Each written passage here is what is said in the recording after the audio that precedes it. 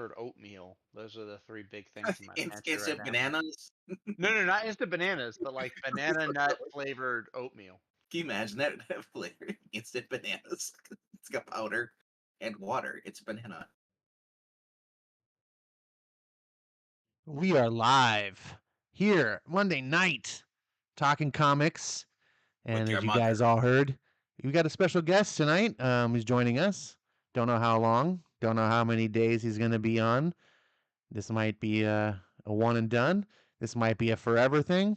Who knows? Stay tuned to find out. Joining us, as always, is RDV and Zach Attack. What's going on, Zach? What's up, Ash? Long time no here. Yeah, no here. How's it going, man? Really freaking terrible. But I we won't hear go that. into that.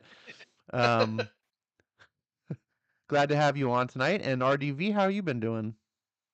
Well, I shot a man in Reno just to watch him die. What? But other than that, I'm doing great. And now Venkman is Johnny Cash, apparently. I don't even understand what he just said.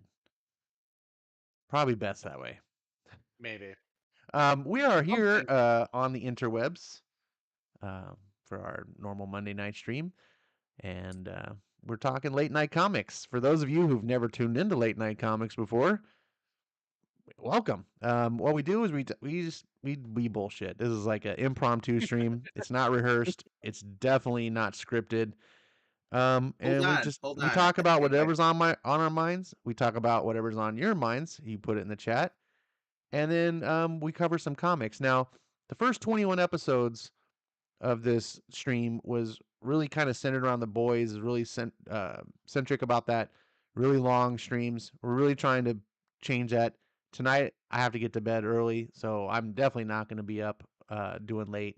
I'm trying to keep these streams under 2 hours. I think Venkman will be happy because he's a couple hours ahead of me, and Zach's I think even an hour ahead of that. No, we're in the same time zone. Oh, you're both in Central? All right. Well, maybe some of our listeners are an hour ahead of that. He's a Confederate, I'm a Union guy. I am not Confederate. I do not have that flag flying. I have had neighbors who have flown that flag, but I have never flown that flag. What Zach is trying to say is he's anti-freedom and liberty.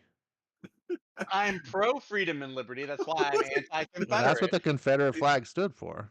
Yeah, but the Confederates also had slavery, so which is not freedom. That's true, but it was a Democrat thing. Once the Confederacy went away, the Democrats still were all about slaves. That's true. They won't tell you that, but it is very true. Yeah. So they like to blame it and be like, no, that was those guys over there, and it's true. Like but it's good. Slavery was good that it was ended. No one here is trying to imply anything otherwise, but in so doing, the Confederacy has also been villainized beyond. It was a lot more. It was a complicated thing, and we're not here to talk about that anyway. Let's not derail. Yeah, I don't have that much coffee. Derail? Oh no! I said. Oh no! Oh man! Prayers to the people out in Palestine, Ohio. It's a terrible thing going on. Not going to turn this into a political stream, but just to be human, we should all be saying some prayers for those guys. It's a terrible situation. They actually have the three-eyed fish over there now. Oh man, like the Simpsons episode. It's only been a week. Seriously? God. It's only been a week. It derailed back in January, dude. Yeah, it's been like 3 weeks. Oh, seriously? Oh, well, yeah. 3 or 4 weeks. Yeah, that's why Buttigieg is finally getting down there. Who would have thought that showing up longer than it took Bush to react to Katrina no one would bat an eyelash.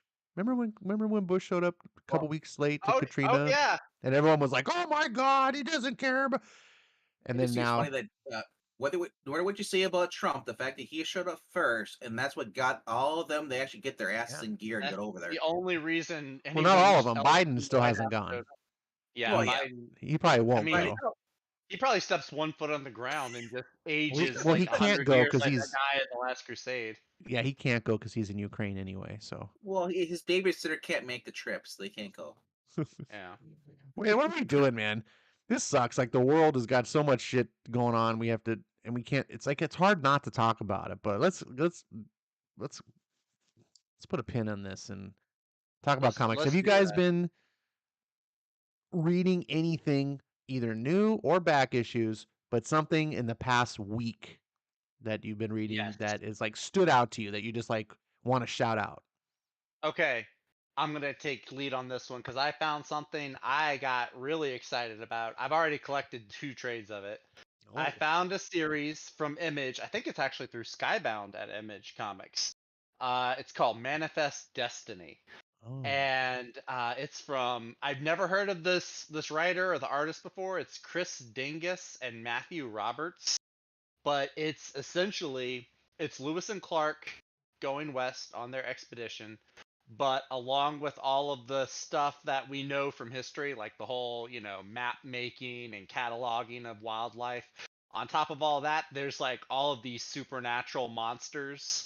Like there's centaurs and zombies and giant frog monsters and things. It's really kind of cool how the merging of like supernatural. It's got some sci-fi kind of creature stuff in there with western backdrop. So I've really been loving that. Actually, it's really fun. I found that at my LCS. I found the first volume maybe 2 weeks ago, and so yeah, I've been enjoying that. so what made you get into it? I was looking for some indies between you, RDV, and my twin Skipintosh. I kind of got the indie bug. So I've been kind of just like looking around, seeing what else is out there because even though DC is having a pretty good time right now, my Marvel list seems to be stagnant and or getting smaller. So I was like, I need to find some stuff to I'm a little fill my hurt you didn't reading come up. to me. I know I it. mean, Well, I'm it's been a excited for you while. about Manifest Destiny. I've heard good things about it. Um, Well, so I am reading some other stuff too. Like, I'm sure y'all will see me tomorrow when we talk about Planetary. I've been getting into that. Um, but yeah, I've just kind of been trying out a few things. I got some Dynamite books. I picked up a just Jeff not Lemire. Hmm? just not the things that I've been recommending you. I So I'm a I little butthurt, Zach. I'm just saying I'm a little I butthurt. listen. There's things that Skip has recommended I haven't picked up yet. And there's things that It Skip and I have both recommended that you haven't yes, picked up. yeah. There's things that Vinkman has You've recommended. slighted us both. Breen has recommended things that I have not picked No, up no, yet. I There's a mean, lot. now I'm not saying separate things. The same comic. Skip and I both gave our I see. stamp of approval saying, read this. Which Skip one it. is the one that you guys are talking about? Which one's that? I don't know, It's a but little book so called Do a Zach, Power Bomb. Oh Zach, yeah, do a power bomb. I saw the trade. There's a trade coming out for that this week. The first 7 issues. so I gotta ask you, Zach, did you pick up the early issues of Carnage? No, I had not found the early issue. I found like I think there was like an issue 3 and an issue 6. Ah, It's not like the full run, so I'm hunting there those should be a down. trade coming out soon for Volume 1. I think so. Especially now that Ram V's out the book. So By the way, Do a Power Bomb is only 7 issues total, so that Oh, it's trade only will said. be all Well, of it. Yeah, it's a it single says story. the solicit I saw just called it Volume 1. So Yeah. hey, maybe there'll be more. So There could be. I guess they could do. I don't know how you would do a sequel to that, but they could do more stuff. I don't know. yeah. I don't think so. It's just that story is 7 issues. That's all you need Okay. to know. Um, I feel like that's a lot of Daniel Warren Johnson's strength is he does like limited short-term stories. Because that everything I've read from him has been like that. Like his Beta Ray Bill series was like 5 issues. Jurassic League wasn't very long. I think that was like 6 issues. So it seems like he does a lot of those like 5 to 7 issue stories. I don't think he's done anything longer than that. Which I don't before think we you get need to. before we get to Venkman, because I know he's got some stuff aside from Manifest Destiny. I know I kind of steered you off course. Any other things you want to shout out that you've been reading this week? Well, yeah, Trusty and HR talking Planetary. I think I mentioned that one. I got into reading Planetary off of Skip and RDV. I think both mentioned that. And I know that's what y'all have been doing on the reading club, which I think I was there for the last one 2 weeks ago. So Planetary's been a lot of fun so far. I need to finish up reading, getting ready for tomorrow. That's right. That's a And good time to shout out real quick. the reading club over on my Discord channel. We do a reading club. It's not broadcast on the interwebs, but if you're a member of the Discord, you can come in and listen or participate. It's like an open thing. It's really just an online club. Um, and we talk about the book. If you're not part of the Discord, you can just look at the information down below the YouTube, and you can get an invite code. If for any reason that doesn't work for you or something, you have trouble, just reach out to me, either through the YouTube or Twitter. DMs are pretty good, or just you can actually send me a DM through Discord. But anyways, I wanted to shout that out. We do that every other Tuesday. It doesn't have a fixed time, but it's after the Geeky Puppet Show. But a minimum of the earliest start time is 7:30. So if the Geeky Puppet Show runs short for some reason, we're not going to just start it early. If the Geeky Puppet Show runs long, that's no problem. Then whenever they finish, come over to the Discord and we'll talk about the book. And if you're not interested in the book, don't come, but it's a chance for us to read the book. We're reading about, I think what's this next one? We're doing like 7 issues of the believe series. so, yeah. Yeah, we're gonna wrap it up in 2 more meetups. It's not a very long, because it's not a very long run. It's not. Yeah, I mean, for a mini, if you consider it a mini series, I think it's like 26, 27 ish. I don't know. Or is it short? I think it's 27. Yeah, I think it's 27. I forget. But whatever. I'm really enjoying it. It's getting better as it goes, and that's a really cool thing. I would much rather have a book start kind of slow and be like, I don't know what to feel, and then just get better and better and better, versus like, it starts with a bang and then it just kind of peters on and loses its momentum. So Yeah. and from what Skip has said, everyone who's because he was hot on it and he's kind of the reason why we're doing this. He was like saying it really like the discussion about it, the people that are hyped about that series, whatever, talk about how like the last 25% of the series is like where it all is huge. So, but what about you, RDV? You got any cool stuff you've been reading that you want to shout out?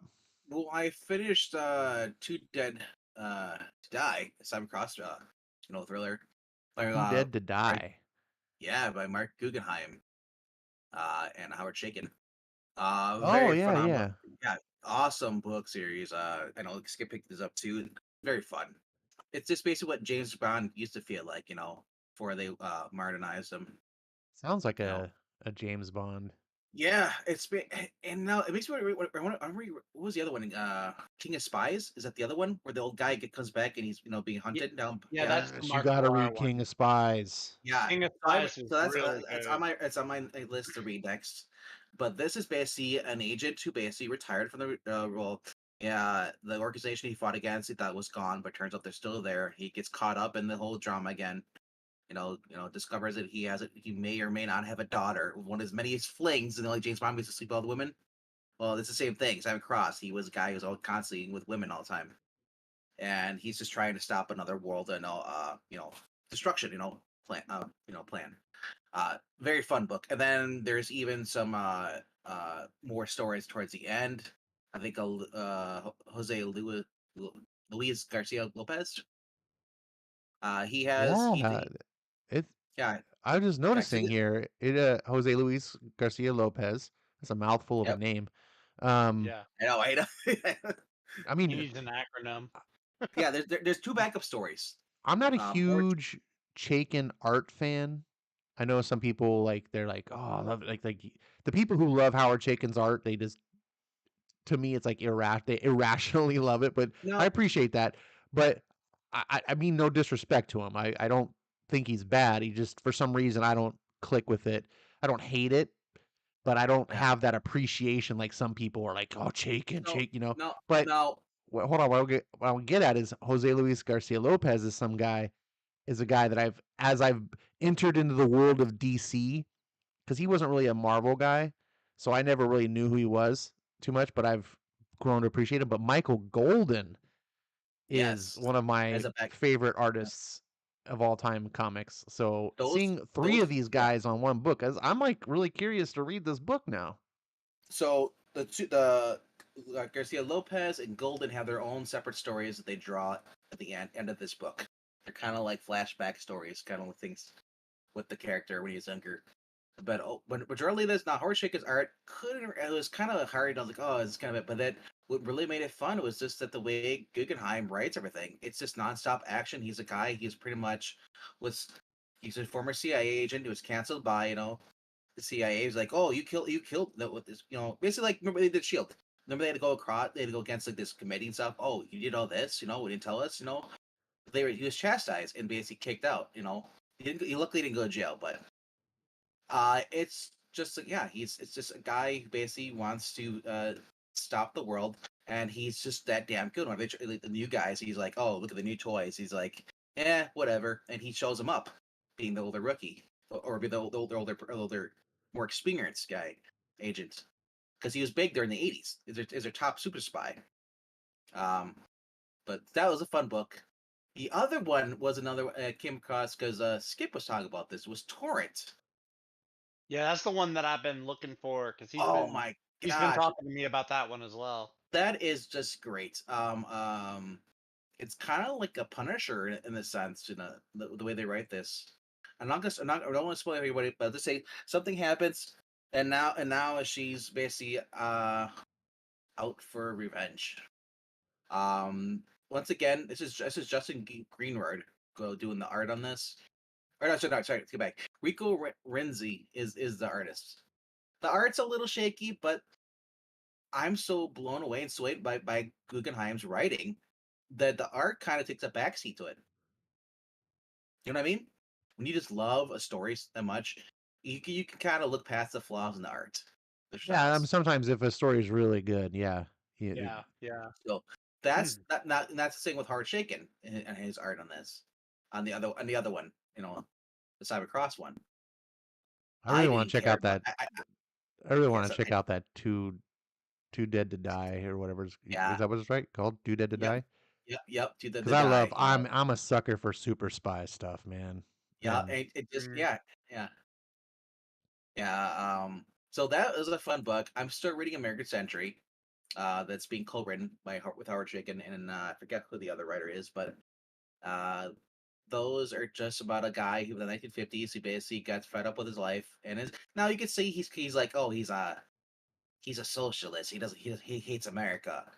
He's just a guy. He's a drifter, and it takes place in the 1950s. Meets people, and just when he thinks he's gonna have a happy life, something happens, and it's 27 issues, I think it is, and that book is just hard to find in just floppy form whatsoever.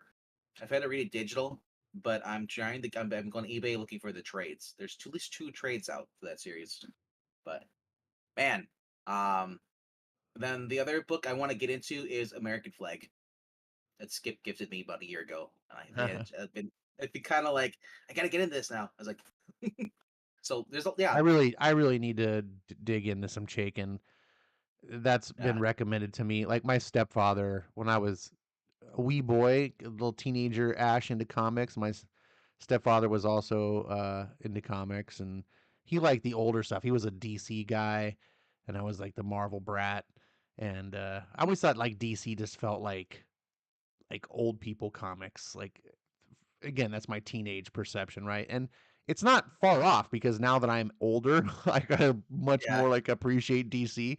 It just feels a little more sophisticated. But he was a big Chaykin fan, and he was like, "Oh yeah," and he's the reason I became a Frank Miller fan. Actually, he was like, "You should read Frank Miller," and he made me read Daredevil, and unfortunately, he gave me his whole Frank. The reason I have the Frank Miller Daredevil, all of it, because he gave me his whole Daredevil. I was like, "Here," he's like, "Have it," and I was like, because I fell in love with it. But he's like, "Oh, you should read Chaykin," and I was like, and I think it's because I saw his art and I didn't like his art.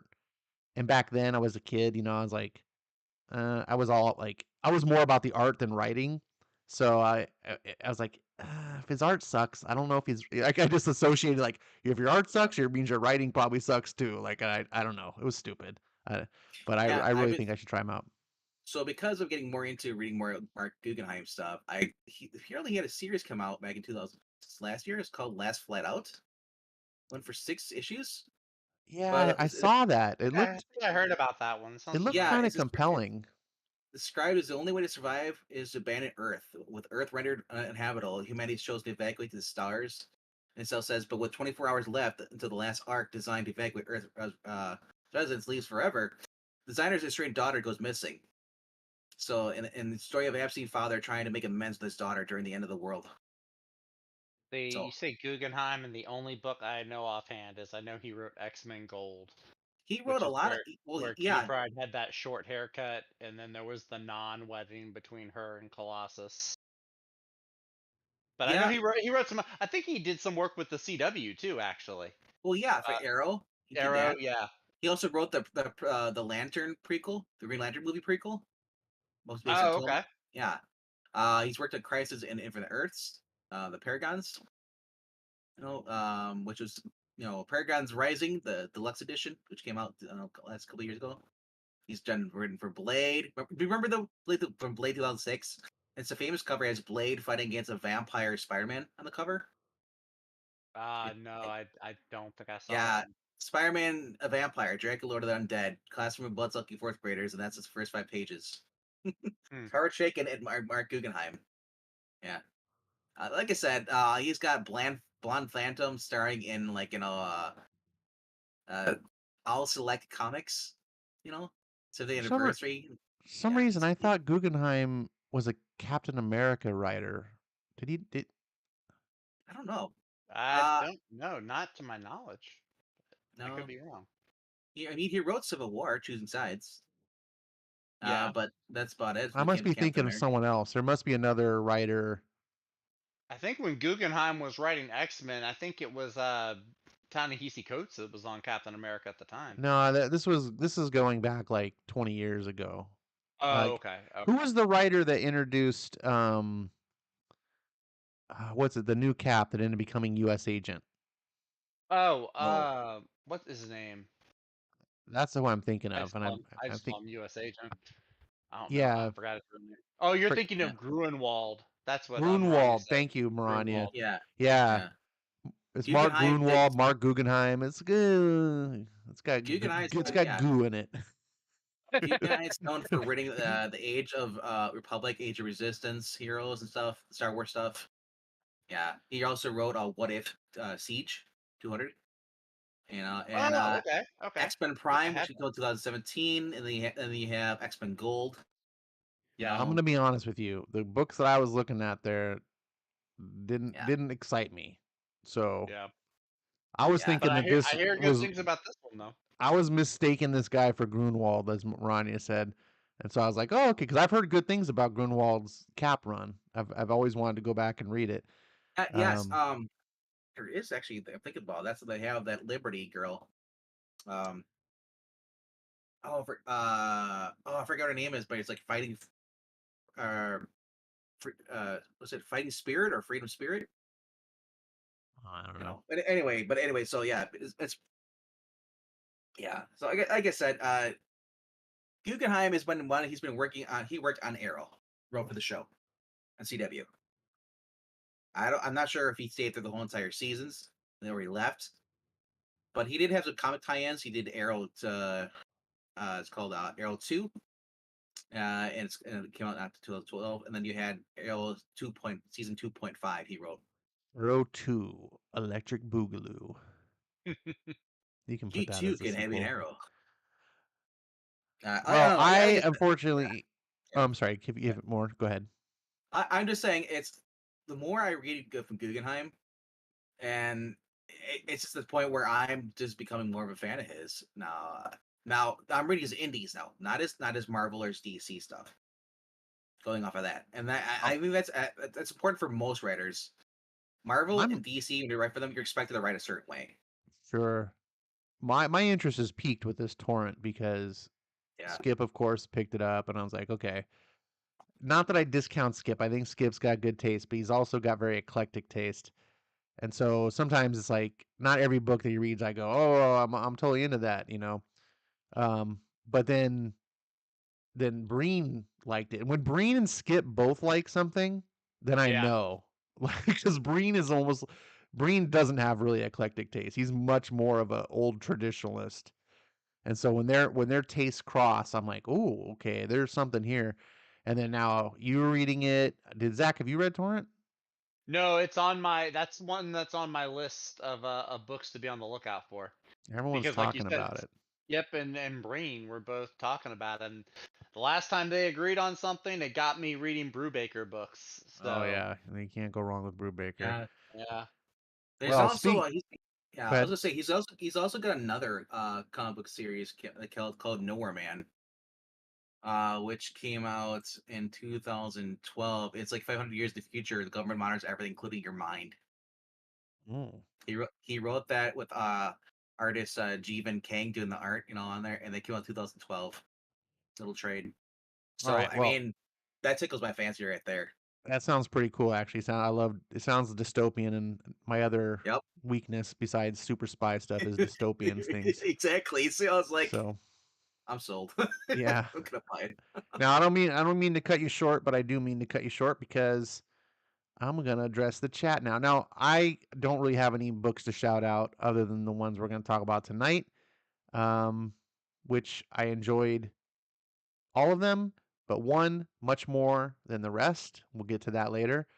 I haven't been doing a lot of reading. My week has been just terrible. I'm not gonna get into it, but um, yeah.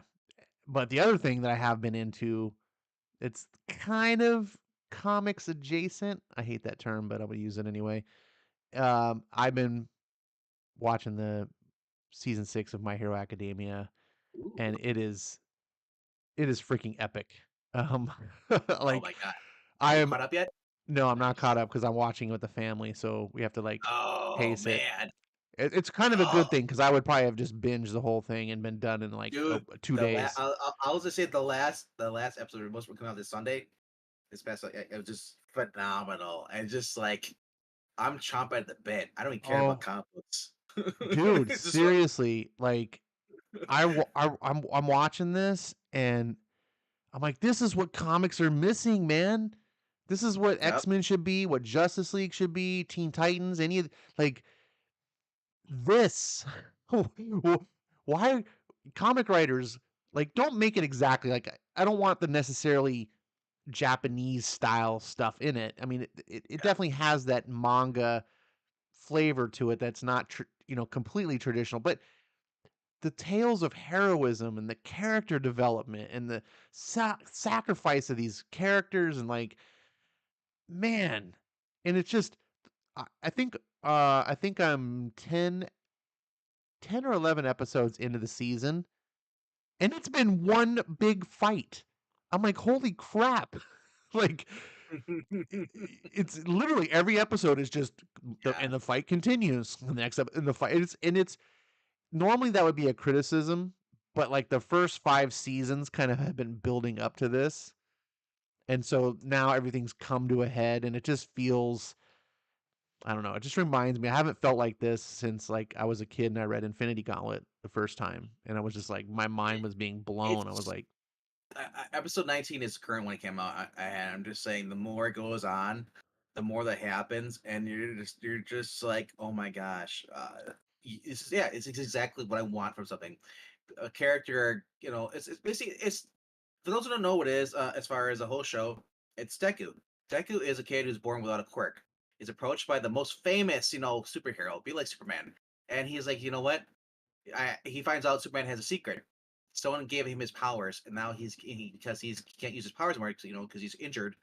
He's quirks are giving powers, you your by the powers. way, for those that don't know. Yeah, yeah, yeah. He's basically giving you his powers, and then what comes of that is because not only this, there's a people that welded the powers before him, and you're getting their quirks too, and they're also communicating to you as well too throughout the series.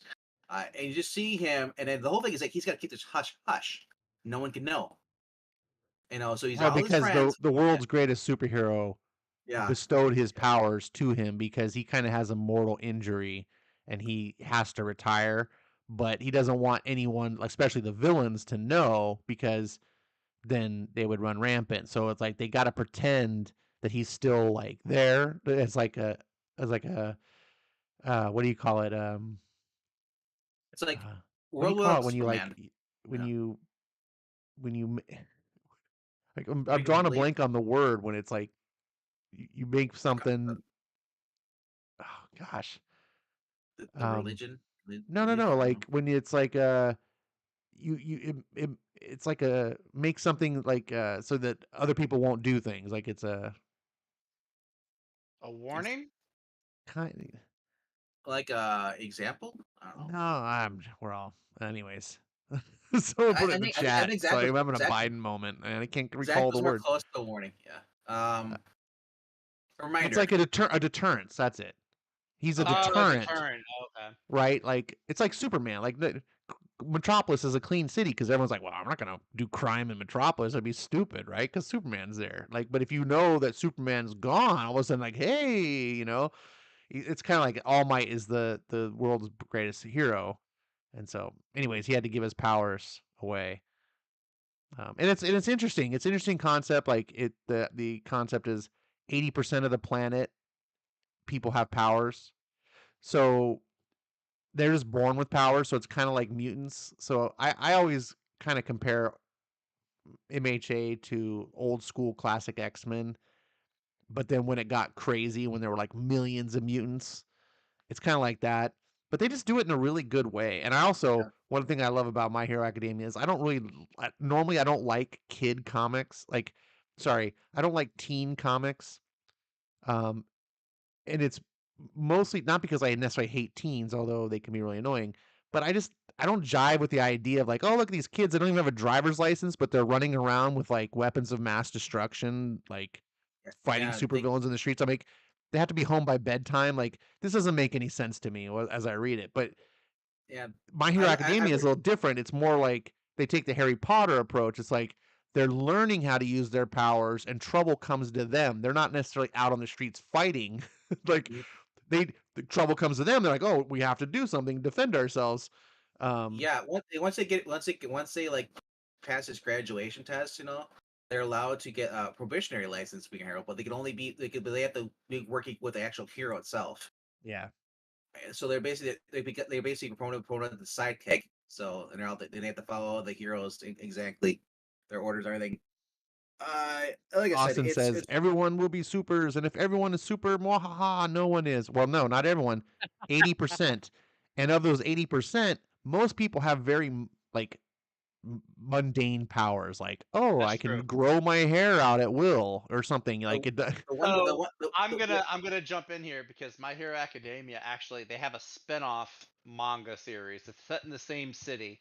It's called Vigilantes. And it has two things. It has these characters that have these really awful mundane powers. Like one guy, his thing is he just slides like on the ground. Like if he's got 3 limbs on the ground, he just slides.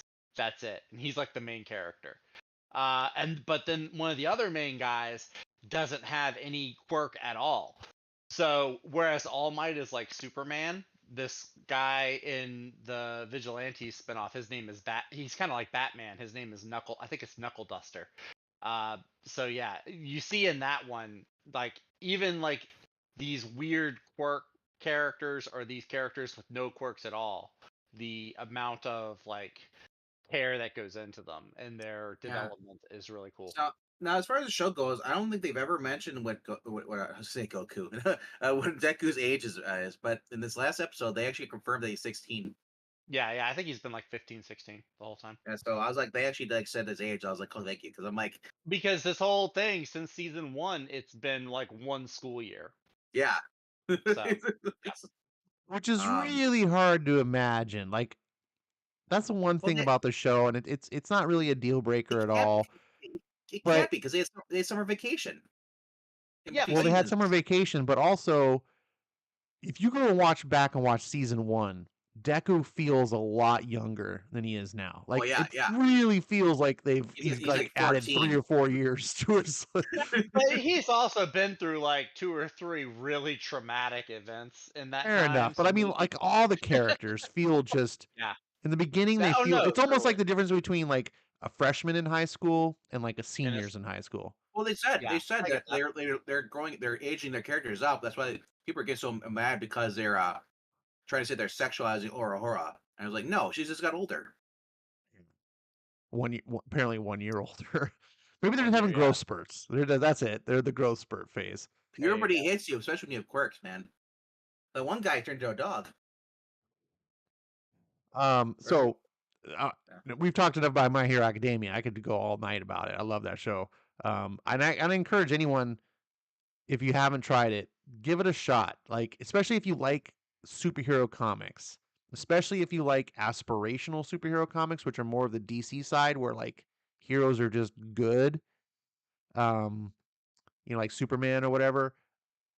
Give it a shot. It might win you over. It's got really good storytelling, really good character development. All the characters feel so much different, and they all get their own development and little side stories and things like that. And it addresses so many They're things all about fleshed out. Yeah. the genre of superheroes, which is really a kind of an American thing, and you can tell that the creator of this show is just kind of embraced all that and kind of just blended it into this. I love that not all the heroes are out for their own, like they're not out there to be heroes. Like Deku is like like he's kind of like Superman in a way. Like if Superman, like he just has that. I just want to do good and help. Like, he's a selfless hero. But then there's characters who are like literally just like, I want to be a hero because I want to make a lot of money. I want to be Yeah. I want to be a celebrity. So it addresses all of that, but it does it in a good framework where, like, I used to get annoyed at like Marvel Comics, and I'd be like, well, they're turning all these characters into like, oh, look at me, I'm taking a selfie. I'm like, shut up. It's annoying because I don't think of these characters that way, but My Hero Academia does it in a way as almost like commentary, and like we cover the whole spectrum. There's something fun about coming of age stories. I think that's why Harry Potter works so well for me. Seeing the kids go through school and having to Hmm. grow up. Well, So My Hero does. Anyways, I'm gonna go on all night. I want to address the chat because I should have covered that way earlier. Zach is first. Congratulations, Zach. You get the no prize tonight. yes, I'm a no prize winner. Marania is second. HR Goes Vocal is third. Batting cleanup is Ed Brewer. Welcome. Trusty Sidekick is here. Maybe. I don't know if he left because I got so late. So all you guys that are, if you're still here, welcome. Jay Lucen, I'm trying to look at familiar names. Austin in the house. Skipintosh. He says, I can't hear y'all, but hi. His volume's probably turned down. Oh, No. I was okay. Yeah, if maybe he has this And muted. I said, you know what? I can't hear him either. So, but hi. I have been known in the past to have a stream and like go 15 minutes in and it's been on mute and everyone's just like, yeah, here, I'm like, oh geez.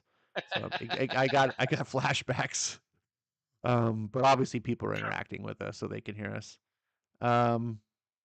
Let's see. Austin says, I assumed you think every time they tell high school Spider-Man stories, it's an exception for you, but because Peter had to deal with Aunt May mandated bedtimes. No. Peter Parker worked for me because they portrayed him kind of like as a older teenager, not like he was ready to He's like graduate high 17. school kind of. So there's some autonomy there, and because he didn't act with permission, like he always snuck out. Like Aunt May didn't know he was Spider-Man. What more of the problem I have is like you got these characters and somehow they don't have driver's licenses, they're not old enough to, but yet they can all meet together at headquarters and like live as official crime fighters as like the Teen Titans or something. Like that just doesn't make sense to me. If you have like one teenager and they're like, I'm gonna go do this stuff and my parents don't let me and I'm sneaking out, I can buy into that. That makes sense. I guess that's what I was trying to get into. Like, I'm not against teenage characters. And like, in fact, one of my favorite recent characters uh, in recent time is the Super Sons. Damian Wayne and John Kent. Their original when John was 10 and Damian was 14. I love those characters. They got in In fact, trouble too for aging them sneaking up out. ruined them for me. But That first or the second issue, they came back. They got in trouble by Alfred and Lewis Yeah. for they're So supposed to be sleeping, but they left. I guess what I'm saying is you can do them if you do them right, which I like My Hero, in my opinion, kind of does. I'm okay with it, because they kind of take the Harry Potter approach. It's like Harry Potter's not like taking their kids and the kids at the school and being like, now go fight the what do they call the bad guys in Harry Potter? I forgot. The Death Eaters. Death Eaters, yeah. Go fight. Like they're Call, like, they no, you call, they stay call in your rooms. Wait, The teachers will take care of well, stuff. But then I of thought they course the call them kids have to. I thought they call them transphobes. Transphobe. Yeah, I'm probably triggering a lot of people now just mentioning Harry Potter. Hopefully no one listening is one of those people. I'm at Harry, level third. I'm a I'm, level 13 Hufflepuff baby. I'm gonna go hurt myself because you mentioned that game. Austin says, I know someone who killed have the power to grow his hair out. I forgot. I didn't even think when I mentioned that, like that everyone kind of has that ability. Um, let's see. I know I'm skipping through a lot of chat, so I'm not skipping anyone on purpose, but just keep is for brevity and keeping the show going. I just wanted to say hello to everyone. By all means, please, um, continue to throw stuff in the chat. Conversation topics are welcome. And Austin says, "You like Harry Potter, Ash?" Gasp. Yes, actually, the books are really good. Really good books. I'm not so much a fan of the movies, and as a matter of fact, like I refuse to watch the movies anymore, especially since like the the Fantastic Beast movies were just awful. I like Um, the first one.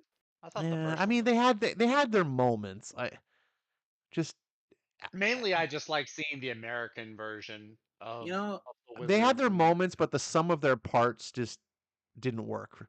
Um, I was just thinking about the Teen Titans coming. You said, I'm just trying to think, weren't they all orphans pretty much? so they Well, just Donna didn't. never had. Well, no, not Wally. Wally wasn't an orphan. Wally he had an aunt.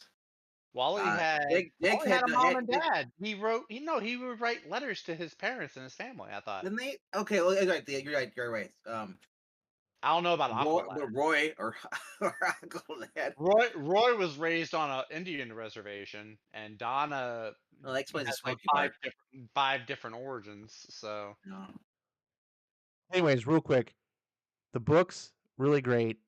The movies very mid.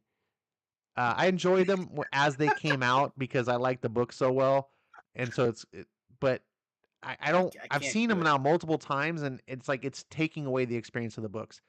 The books are really good. I encourage anyone not to judge Harry Potter just by the movies because it's mid, and you would just be. I love the movies. Actually, I I can't. hadn't read the books, but I did see the movies. So you haven't read the books. That's why you like the movies. That's why Pixel and I were actually talking about that the other day. He was talking about the books, how he loved the books. They're One of these days, I do want to get to at least listening to the audiobook of them. I've heard the audiobooks are really good. Yeah, But unfortunately, yeah, you're all spoiled. You kind of miss out because everything's spoiled for you. The movies don't really change a whole lot. They just don't deliver it. Like J.K. Rowling's a really good writer, yeah. and I just got into those books. Now I read the first book after seeing the movie, Hmm. and while I think it's one of the best books, I didn't enjoy it as much because I kind of knew everything that was happening. But every other Right. book I read first, Yeah. and way better than the movies. It just she's such a terrific writer. At least for those books. I guess her other stuff she's written afterwards has been mid. But and also by the way, when I use the term mid, I don't mean mid as like is awful. For me, when I use the term mid, is like it's just average. It's competent Oh, well, enough to be entertaining and fine, but it's not standout. well, that's I what don't. mid means. Yeah, It that's means middle. It's yeah. not good, but it's not bad. It's right in Like the middle. So like for in terms of comic books, most comic books, especially the Marvel and DC, should be mid. I would be yeah. happy if Marvel and DC were 80% of their books were mid. Only historically, only a few, like top 10% are like the standout, like really good books. problem with Right. the industry today is like you got the standout top 10% books. You're like, okay, these are really good, but you don't have the mid. You just have a bunch of dog crap. It's like, I miss those days where I could just pick up, a mid grade, Marvel book and just be like, yeah, it wasn't the best, but I had fun. It's fine, like.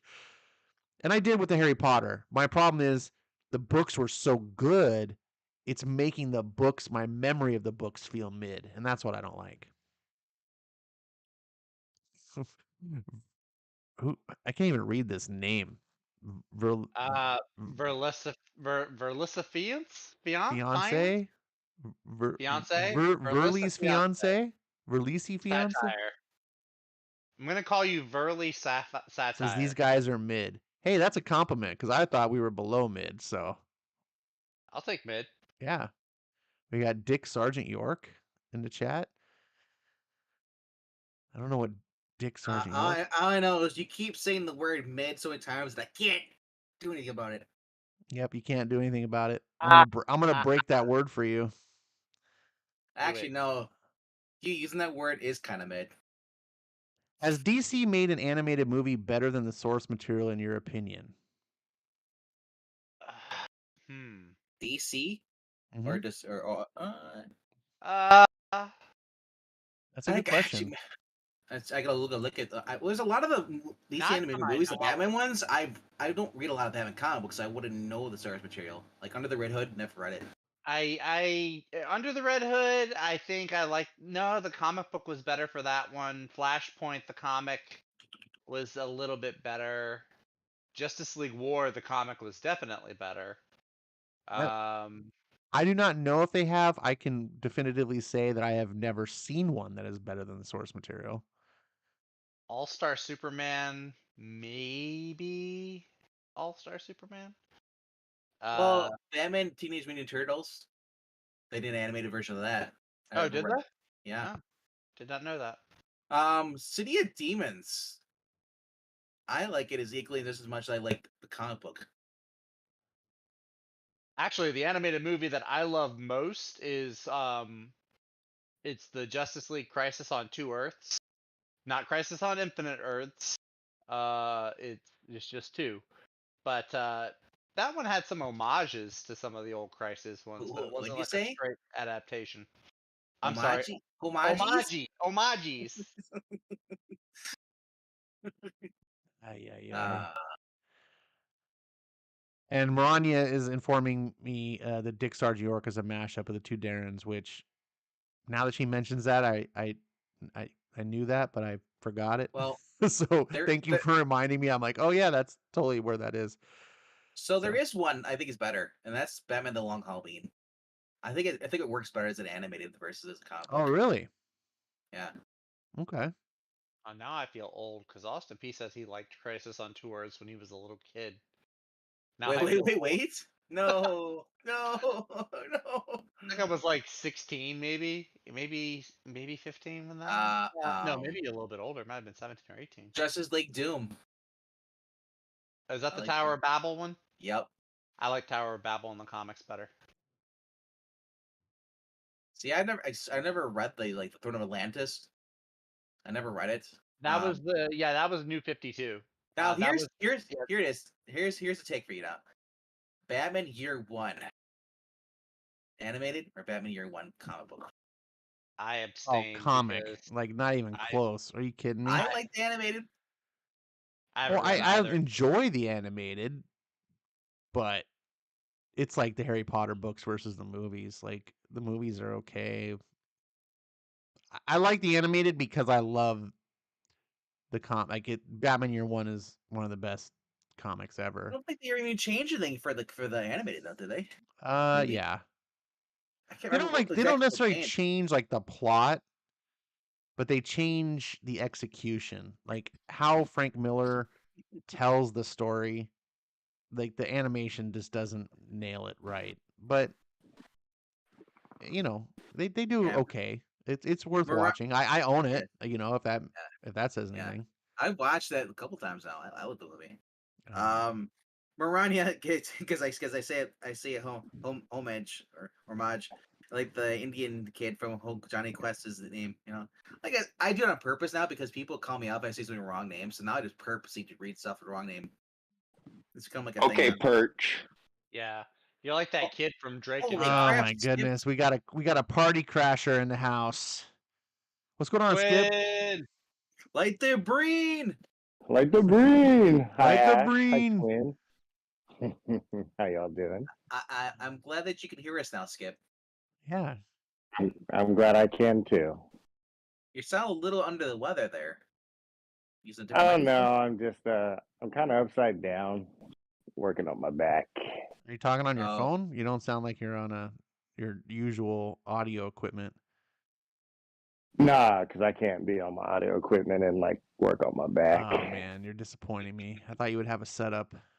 You know, it's funny thing. He's Aww. talking about back problems. That was me. I had to put 2 50-pound bags of salt down on my driveway just to melt it before the rain. Now it's frozen again. But yeah, not fun. So real quick, Austin, I have no idea what you're talking about. But I He typically asked avoid if spoilers, so I probably the answer is probably no. So, Yeah, he was asking if you were spoiled with Half-Blood Prince and Deathly Hallows. well, I mean, when that came out, I don't know if you're talking about the book or the movie, because if it's the movie, then I would have been spoiled because I read the books all first. So, and I read the book, like I got into Harry Potter when the 4th book was coming out. So I lived through the whole, like, oh my gosh, there's a mile line around Barnes and Noble at midnight when they released the book. Like, if for those people that missed that craze, it was a craze. Like, buying books, like I've never seen anyone, like, fans crazy about buying a book like Harry Potter. And I remember I've walking seen it into with the bookstore and movies. being like, what is going on? And just seeing all, I had no idea what Harry Potter was, and then I got educated. And so that was when the 3rd book came out. I remember going, and I got into the series because I was getting my ex at the time. She was getting into like fantasy. Like I was kind of uh, her gateway or whatever, like introducing her to like fantasy stuff. And so I wanted to find more books, and I was like, I don't necessarily care about Harry, like whatever, but I was like, this might be something she's into. So I got her the books, and she loved the books, and she's like, you gotta read this. And I was like, all right, I'll try to read it. And I was promised I was going to read it before the first movie came out, and then I failed, but I had to keep my promise. So then I read the book after, and I was like, hey, this is actually really good. So then we read the whole series. And then when the 4th book came out, then we were like, no, actually the 4th book had come out. That's why I got it for her. So every book since, like the 5th, 6th, 7th book, we were like the midnight goers. We became like the Harry Potter freaks, like at midnight gotta get the book. So I probably would have avoided, I don't know if what spoilers are there, but I didn't Like have I said, any. Harry Potter, I never really saw. I remember it barely came out. I was looking up when it came out because I knew it came out like I was just getting out of high school or just about to. Yeah, 2001, man. And I was thinking like, how old were the cast members on there? Because I remember like they just shot up in age, especially Hermione. Towards the end of the series, she was 11 years old when that first movie came out. Holy crap! Yeah. She's born 1990. I'm 5 years older than her.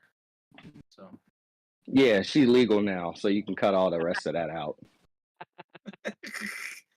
It's still Like Emma Watson, like it's going down on site. Like I have no conscience. I will talk to anybody. Like Emma Watson will get popped at.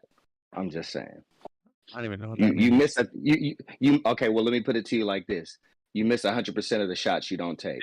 you go. That's well, it. no, my point is Emma Watson. I never really watched the movies, so but from as an outsider looking in, she kind of looked like the girl next door, the kind that Harry Potter should have ended up with. But I heard that she ended up with that Weasley guy. In the books, she's not supposed to look like the girl next door. Like Emma Watson was way too good looking to play.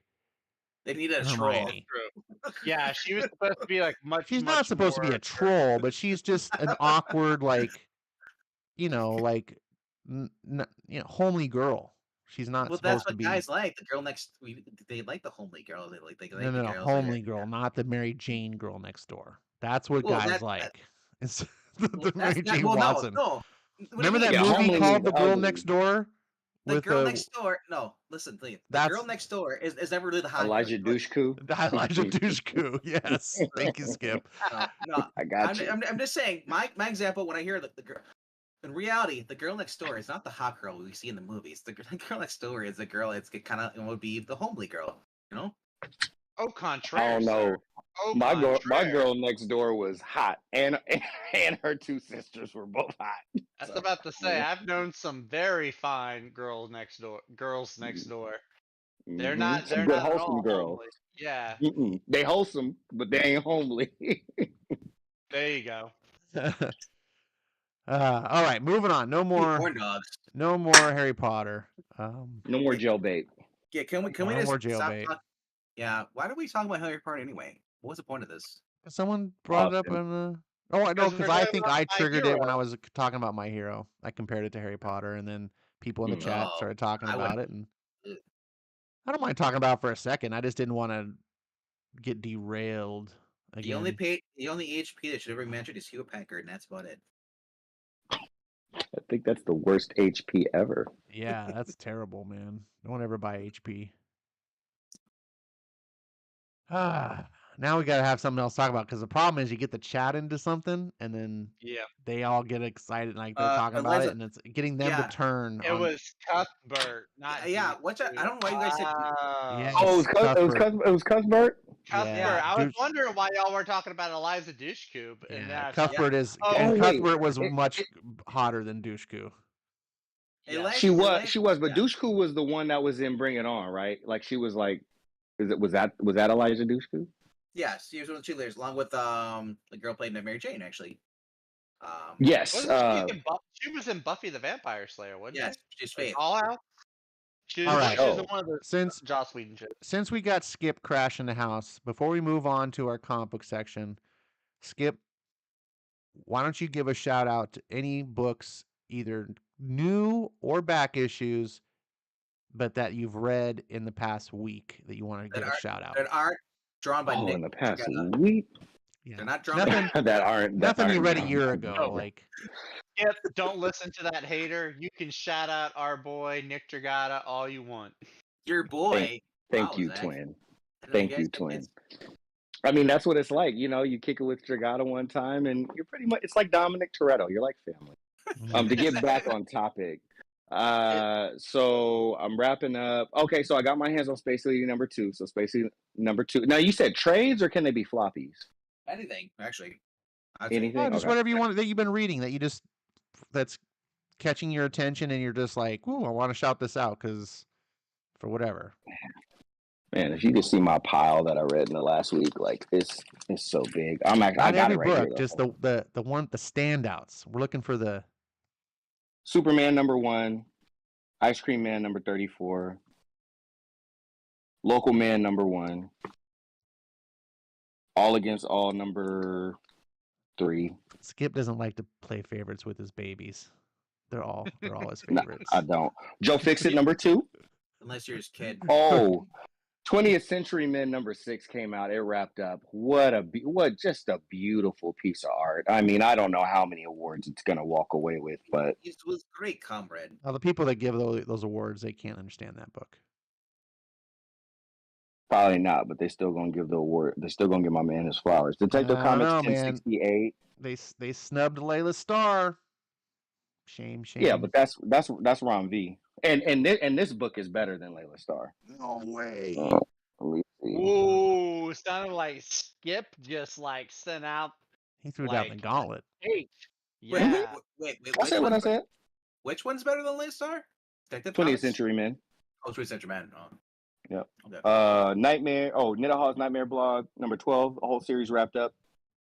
Beautiful. Yeah. I mean, really put a pin in it. But Rodney Barnes is really raising on my list of modern day writers that's throwing it down. And Photon #3. Eve Ewing putting it down. So it's like classic Marvel from the 80s. There you go, y'all. You forgot one Wow. book though. What book did I forget, bro? My friend. You forgot Torrent. Yeah, shout out to Torrent #1, absolutely. And I appreciate you for correcting me. Yeah, Torrent #1. I was just hanging out with Justin yesterday. Actually, today's Monday. Yeah, I was hanging out with him and Ramon yesterday. And You're yeah. like Joe Corella. I The call him Jay. name dropping from Skip is unreal. I gotta drop him, man. I was I hanging gotta out with let my y'all know. boys. So to quote Austin in the chat, when all your comics are standouts, none are standouts. That's what's up. Only thing is, shout out to my guy Austin P. Unfortunately, what he doesn't realize is I did not name all of my books. Oh, So that's true.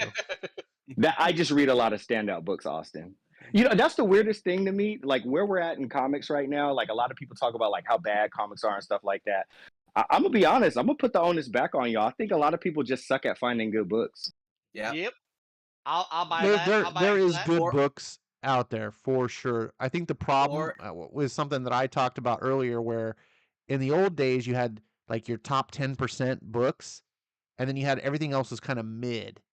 Nowadays, like you still got like your top 10 like really great, but that mid is gone, and it's just replaced with garbage, and it just drains the perception of like that comics are good, because you're just like there's so much garbage, and it makes it harder to see the good unless you're Skip and you're just reading only good stuff.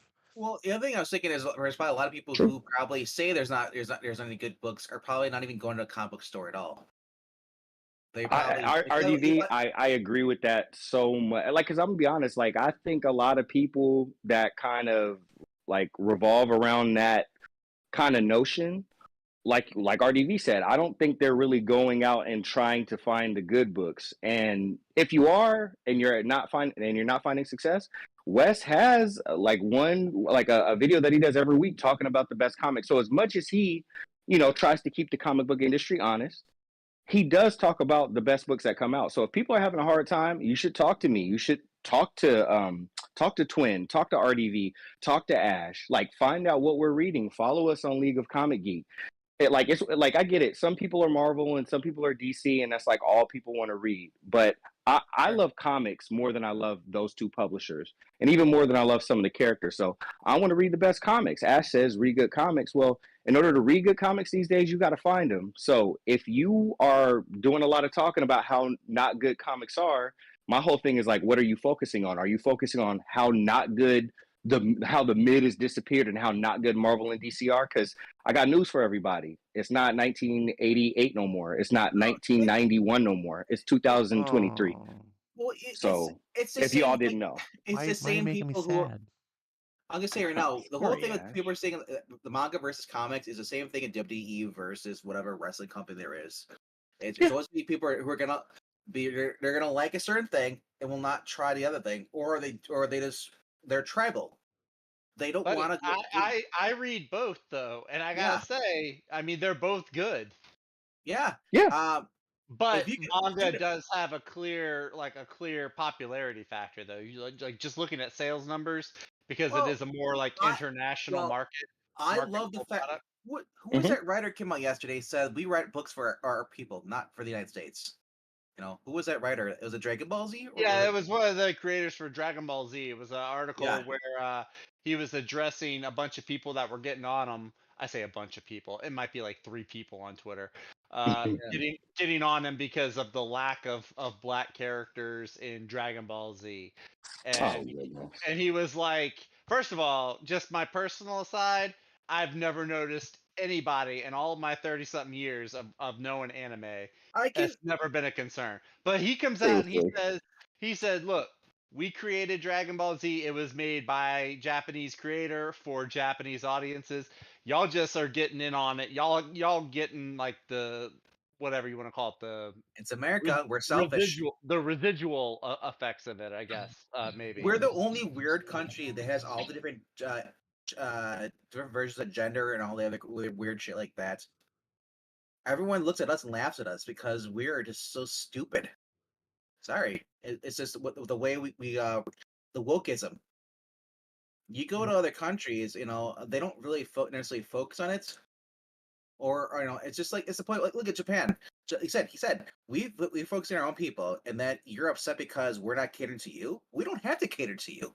Why are you so? Why do you feel so entitled They're like, oh, that Japanese manga writer is better catered to me. He doesn't have to give two shits Nah, about you just said the key word right there, entitled. Entitled. Oh Yep. my gosh. That's the problem, is you have a just fan base of people, and it's on multiple sides, right? I mean, Yeah. you see the side that agrees with all the agenda politicky stuff, and they're like, they're entitled. They want, why is there not enough black characters in Dragon Ball Z?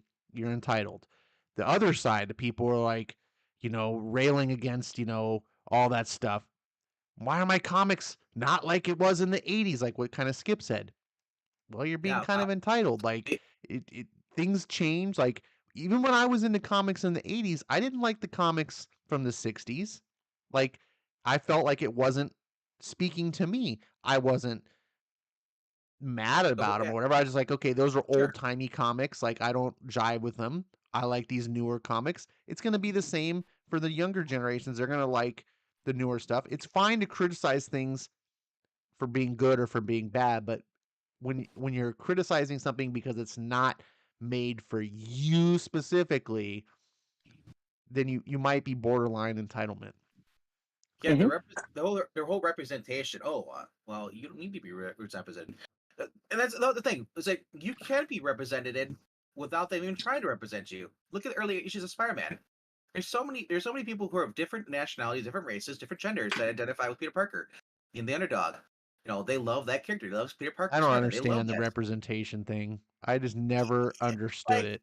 Like I seriously, when I was a kid, one of my favorite comic books was Teenage Mutant Ninja Turtles. I don't identify as a turtle. Like perfect example.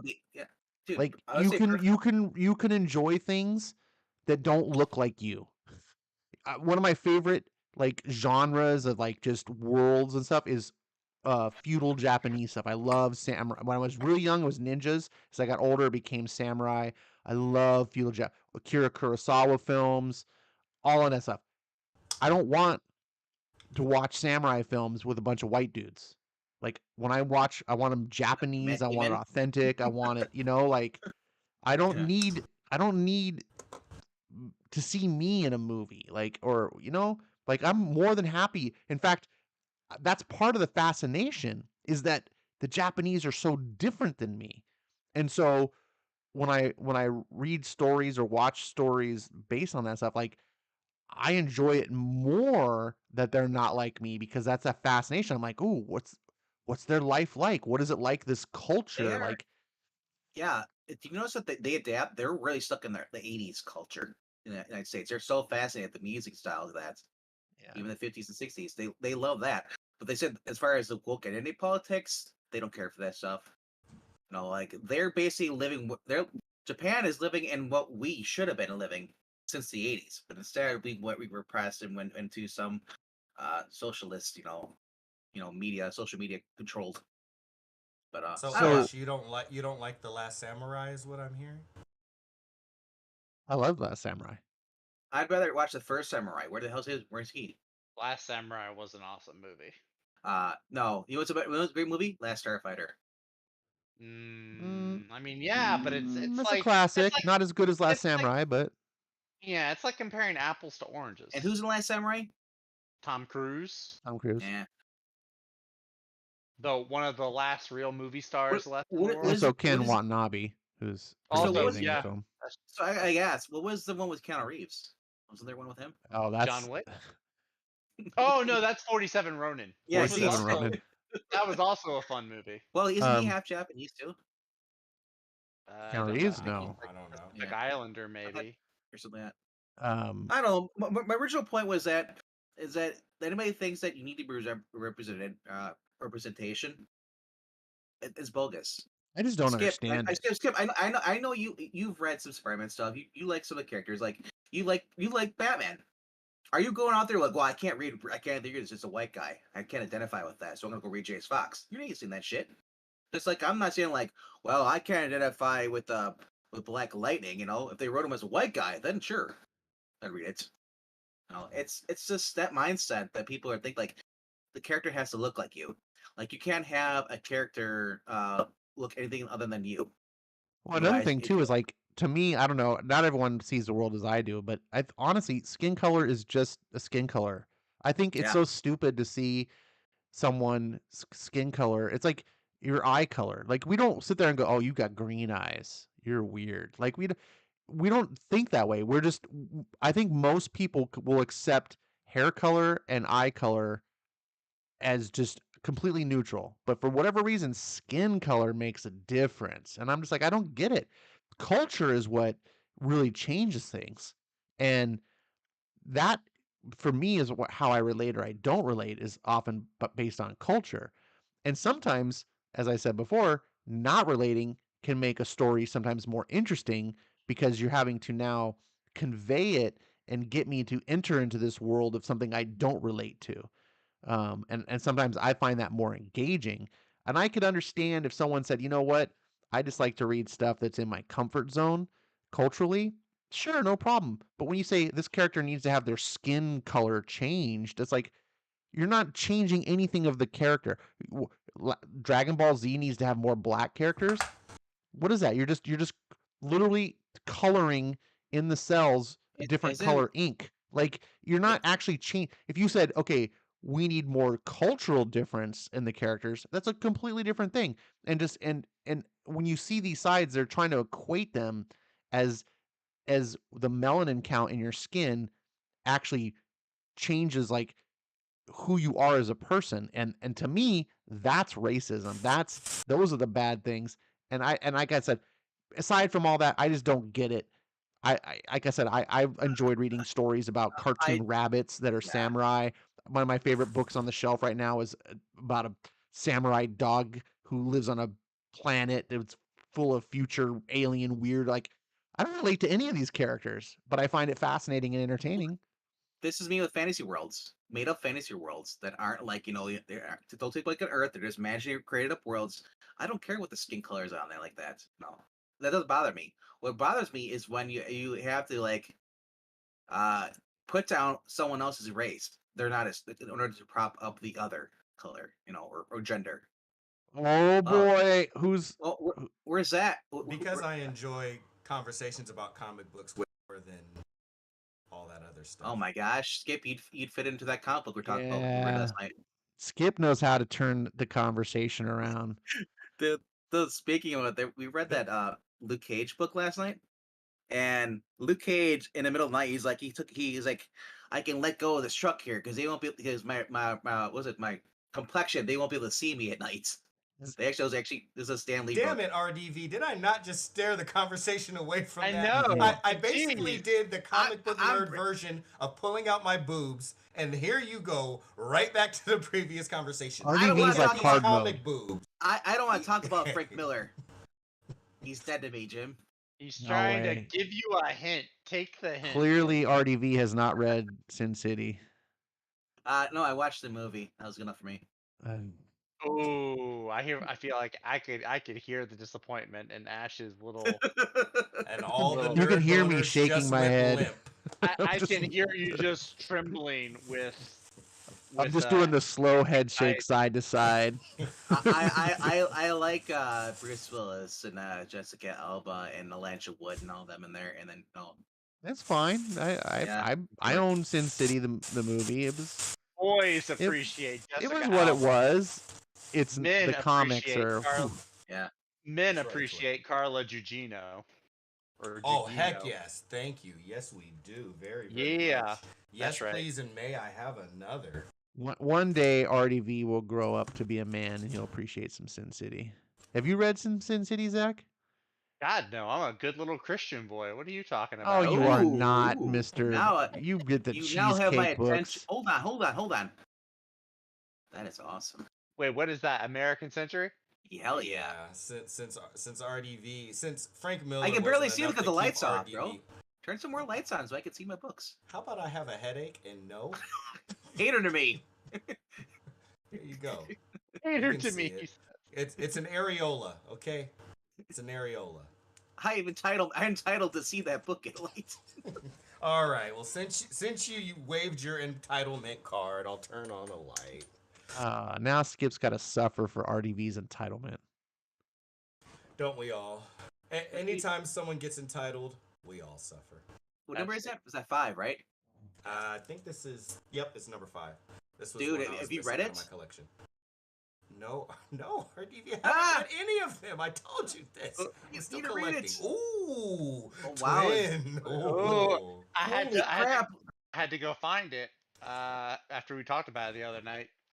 Ooh, but you found it. Some Zach, Hickman, baby. Zach, have you been drinking? What do you mean? You look kind of rough there. It's been a rough day. You take 2 shots, and all of a sudden there's a look to it. There's a look I've to had being coffee. I mean, this thing was full of coffee earlier, but so I also did. The beard's growing out a little bit. That's why. All right, No, kids. I trimmed it up today. Hey, here you go. This is the last Oh, one. you quit making me jealous. Put that away. Oh, it's Parker Robbins. I love it. This, you guys, you know what? You guys don't get to crash my show and make me jealous. That's not fair. Oh, look at that. Boo boo. There you Oh, go. oh. Holy crap! I need to go find my Paradiso book now. Yeah, so I I'm can not make jealous of that. Oh, You should wow. be. You should be. This is Mm. some good reading. No. But No, you're right. I'll stop think- distracting. I'm sorry. I know You that know, you're just when distracting. I you know. actually read some more Ed Brubaker besides one story, then you can come back Hey, and I've say, read 3 Ed oh, Brubaker 3 whole stories. All right. I've read Pulp. I read Oh, The that's Fade Out. bad. And actually no, because I've read his. I've read. I don't know if I read his entire Captain America run, but I read it. Oh, and I read the Gotham Noir by the Gotham Noir. I haven't read the Gotham Noir yet, but I was specifically meaning the Ed Brubaker indie stuff. Oh, the indie stuff. Oh, okay. Yeah, his Captain America's really good, but his indie stuff is on a whole nother level. Oh, I agree. But yeah, as far as the Fade people Out who is still one of my favorites. you were saying earlier about people who wanted to surrender to read the Marvel DC characters, I love the Marvel DC characters. I love Superman. I love Spider-Man stuff. Thor. It just sucks that we can't get the good stories like we used to. Last. There you go. See, there you go. Like this one. Jeff 2006. with Ed Beness. Oh my god. Ed Beness, baby. Turn over, and then we get to see Batgirl. Power Girl, but she got her hands in front of the money All shot. right. So this is not a fossil stream. We're not going to be showing off comics all night. Paradiso Ash Can, babies. Read it and weep. And boom boom. Virgin variant from damn it. What was his name again? I don't remember this artist's name, but it is incredible. It Look doesn't at that matter. It's a cover. great. It doesn't matter what his name is. That's what The Rock said. All right. I'm transitioning over to the thumbnail. So. Oh, okay. I was What about to you're- say. Whoa. What are your pronouns now? It's still neat. Wait, I just realized you must be related to John Cena because we never see you. Oh, my pronouns are Oh. Cali and Fornia. All right, let's get wrap up says Helam says he likes Kate Kane Batwoman, doesn't mean that I have to be a female lesbian, so that was addressing to the relation thing.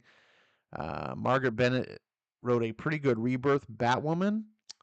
Cannot confirm or deny that. I've heard that. I haven't read it, but I've heard that. HR, I haven't read Hotomi yet. It's on my list to read. Jay says Zach, there's nothing wrong with being a Christian, and he is. Oh right. no, I did not say that there was. I was just making a little having a little laugh. I'm just saying maybe you should just listen to Jay a little bit. That's all. I listen to Jay a lot. Jay All is right. my chat buddy.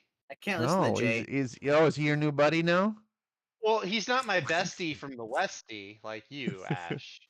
We can't listen to Jay because he's talking about Tom Taylor taking over Flash. That's right. Yeah, Believe that's it. right. Every chat he shows up, he says Tom Taylor is going to take over Flash and ruin my hopes and dreams. HR says, has anyone read Hitomi? I have not. Nope.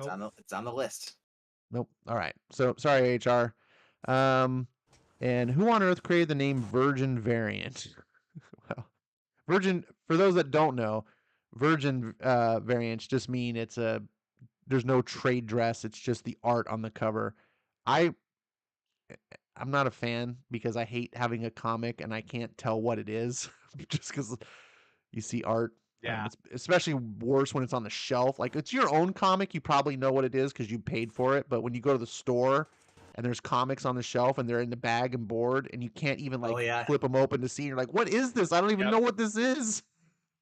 It's Yeah. even worse when it's a Marvel comic because then it's like Marvel doesn't even necessarily put the right characters on the cover anymore. So you could be buying like a Spider-Man comic, but it's got X-Men on the cover instead because who knows? It's like some sort of X-Men tribute month or something. Oh my god! Look at the Avengers Disney one. It's like You get Mickey Mouse and the rest of them, and like they're supposed to be the Avengers, like, and then you find out it's a Spider-Man book. yeah, like it. I know the guy at my LCS hates that because he always has to take the book out of the bag to find the UPC or the price on the back of it. Like, doggone it, freaking virgins. See, my shop owner said he said that you said that your shop owner is stupid because you can't put as many books on the shelf by baking and boarding it. What? By putting it on the new shelf, putting it in bags and boards, he can't put as many copies on the shelf. Actually, my shop doesn't put bag and board; they just put them in bags. He doesn't even do the bag part. He's like, it's a waste. Who, me? On the I think shelf? my shop does it because they don't want people like flipping through the books and reading them. Could be I don't that know. too, yeah, for yours, yeah. Yeah, I can understand that. And you know what? I noticed that they started doing it a couple years back. Been several years now. But remember when Marvel had the problem where like you just touch the cover and the ink came off in your fingers?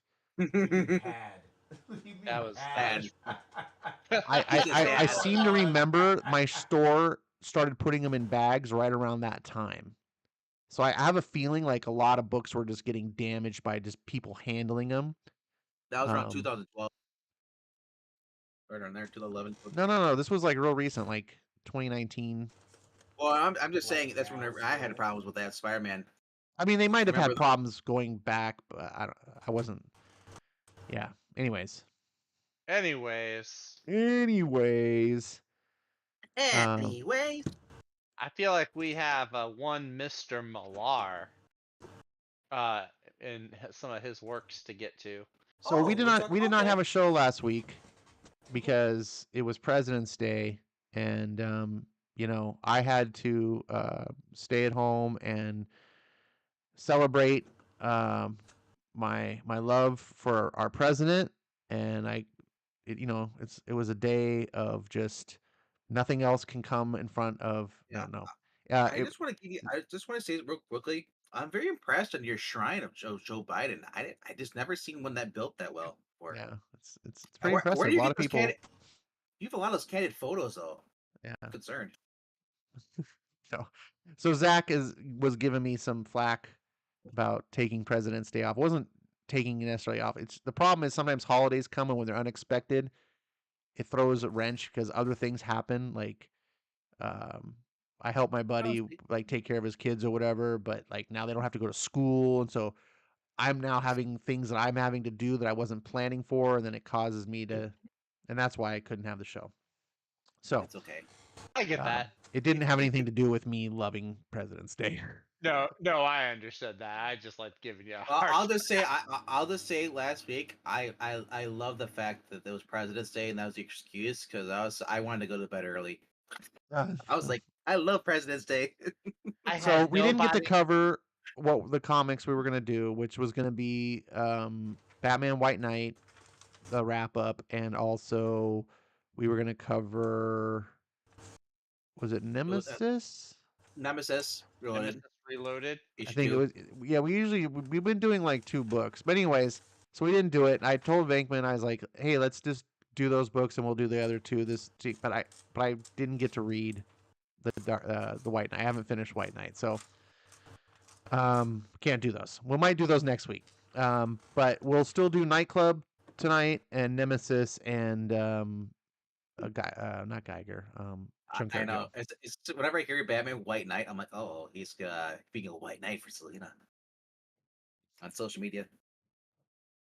So first book we'll end up talking about is Nightclub. We've talked about this already on the show. So if you've seen previous episodes or you're reading the book, hopefully, you'll know kind of what's going on. Just a quick thing. I had kind of criticized this book from my own personals about being a little bit too rushed. And when I say criticism, I don't mean like it's a terrible book or anything. Just I would prefer it to be a little slowed down, a little savored a little bit more. but I also kind of know what Mark Miller is doing. He's trying to just jumpstart us into these characters and the real story, and so he's just hyper accelerating. Like, okay, here's who these are. Boom, boom, boom, boom, boom, boom, boom, bang. Here, okay, now move on. And I feel like this issue that we're getting here is the beginning of these characters now being the characters that the book is promising. We start off now that these characters are heroes, or that they're playing as heroes at least. They're wearing these luchador. I was thinking my brain was like Lucha Libre. I'm like, no, that's not it. That's a stupid movie. The luchador masks, which is kind of clever actually. And they've already kind of like showed up the bully at school and whatever, and so they're kind of doing the way you'd kind of expect teenagers to behave if like they were a bunch of nerds that got bullied and all of a sudden got powers. They're not quite using it for the most noble of purposes. I mean, they're trying to do some good, but some of it is a little bit selfish reasons, a little bit of show off stuff, and of course, they're doing a YouTube channel. We get their names.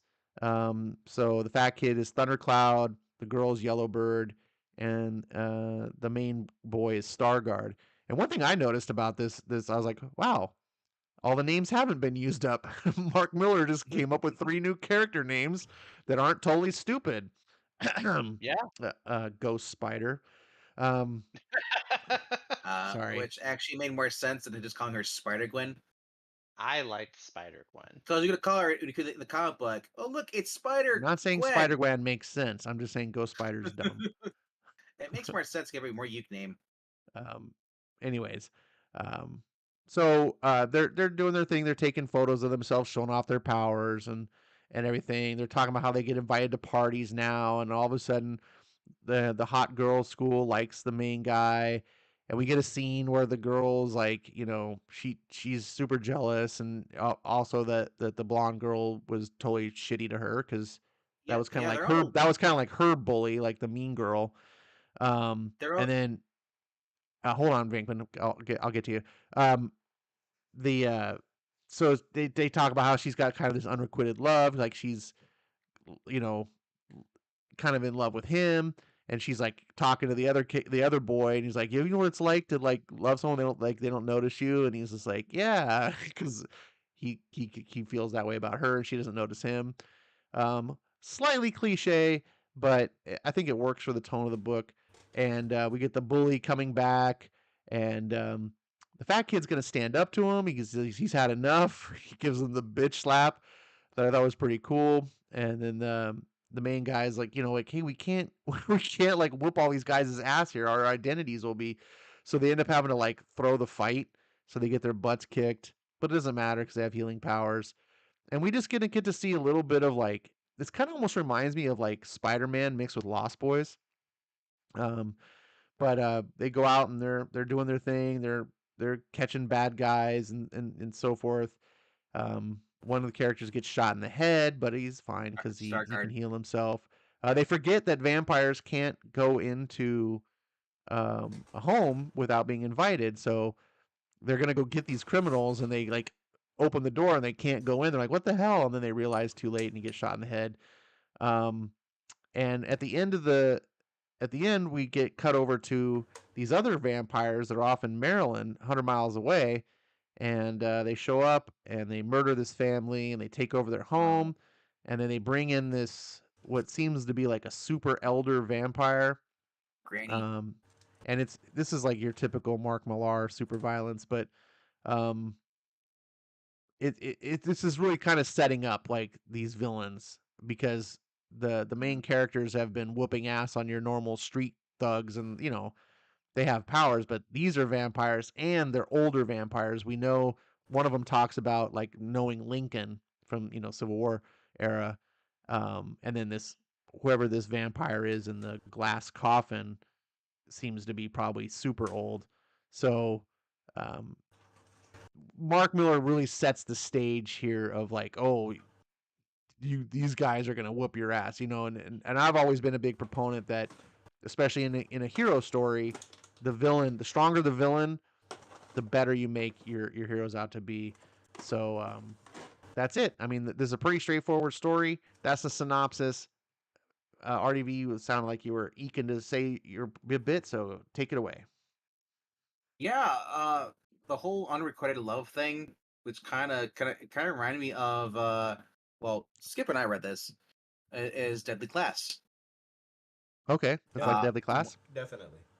Yeah, the main character liked this other girl, well, the other girl liked the main character, and then he said it just got to the point where, like, I love this. It fits because that's what this. If you're gonna write a book teens, it seems cliche, but it's not really cliche because it actually this is what happens. Mm-hmm. To me it fits no matter what story you're doing. If you're gonna have teenagers in here, I was in high school. Him becoming like he's over. He's excited because now he's popular. She's jealous, and yeah, the point where they have to throw the fight to make otherwise the identity exposed. Uh, it just goes for them being like top of their game, and then seeing them taking a peg, going down a peg, and then you find out later, yeah, like you see that family though getting brutally murdered. I just feel for the little girl. Oh, the You little know, girl, man. oh man, she just saw her mom and dad just get killed. Her brother and little brother running, and then you see her just crying down there, and you see it looks like a granny elder smiling like, I'm gonna eat you. And she's just like probably like 2 or 3 years old, younger. I mean, that is horrific. I And really these hope are that like she. cold-blooded vampires too, right? Like I you can see hope. how the guy like picks up the girl. Yeah, And he's like, "Oh, yeah. come on, sweetheart. No point trying to hide. We know where you are, and there's no mommy and daddy now. You're just the kind of that Bloody Mary likes. She loves the taste of little blondes." You're just like, "Damn." I know. I was like, I really hope that she survives. Yeah, this Yes. poor kid. Amen. Like I think hopefully she does because it makes a really good anchor character for you to like root for. Like someone needs saving.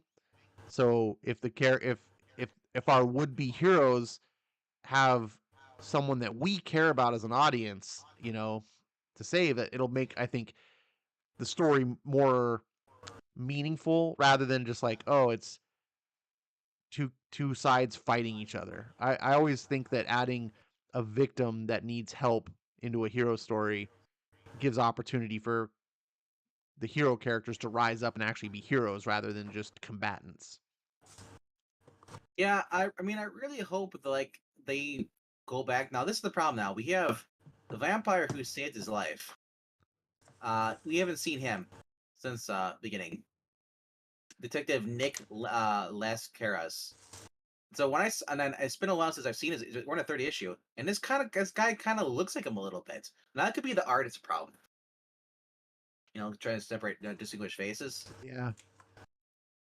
So, what if that actually is him? Yeah, good That's my point. I theory. was thinking the same thing. Because you see him wearing a hoodie and a long black jacket and a black hat when he first arrives in the first issue, and that looks he's wearing the same outfit. I think that is him.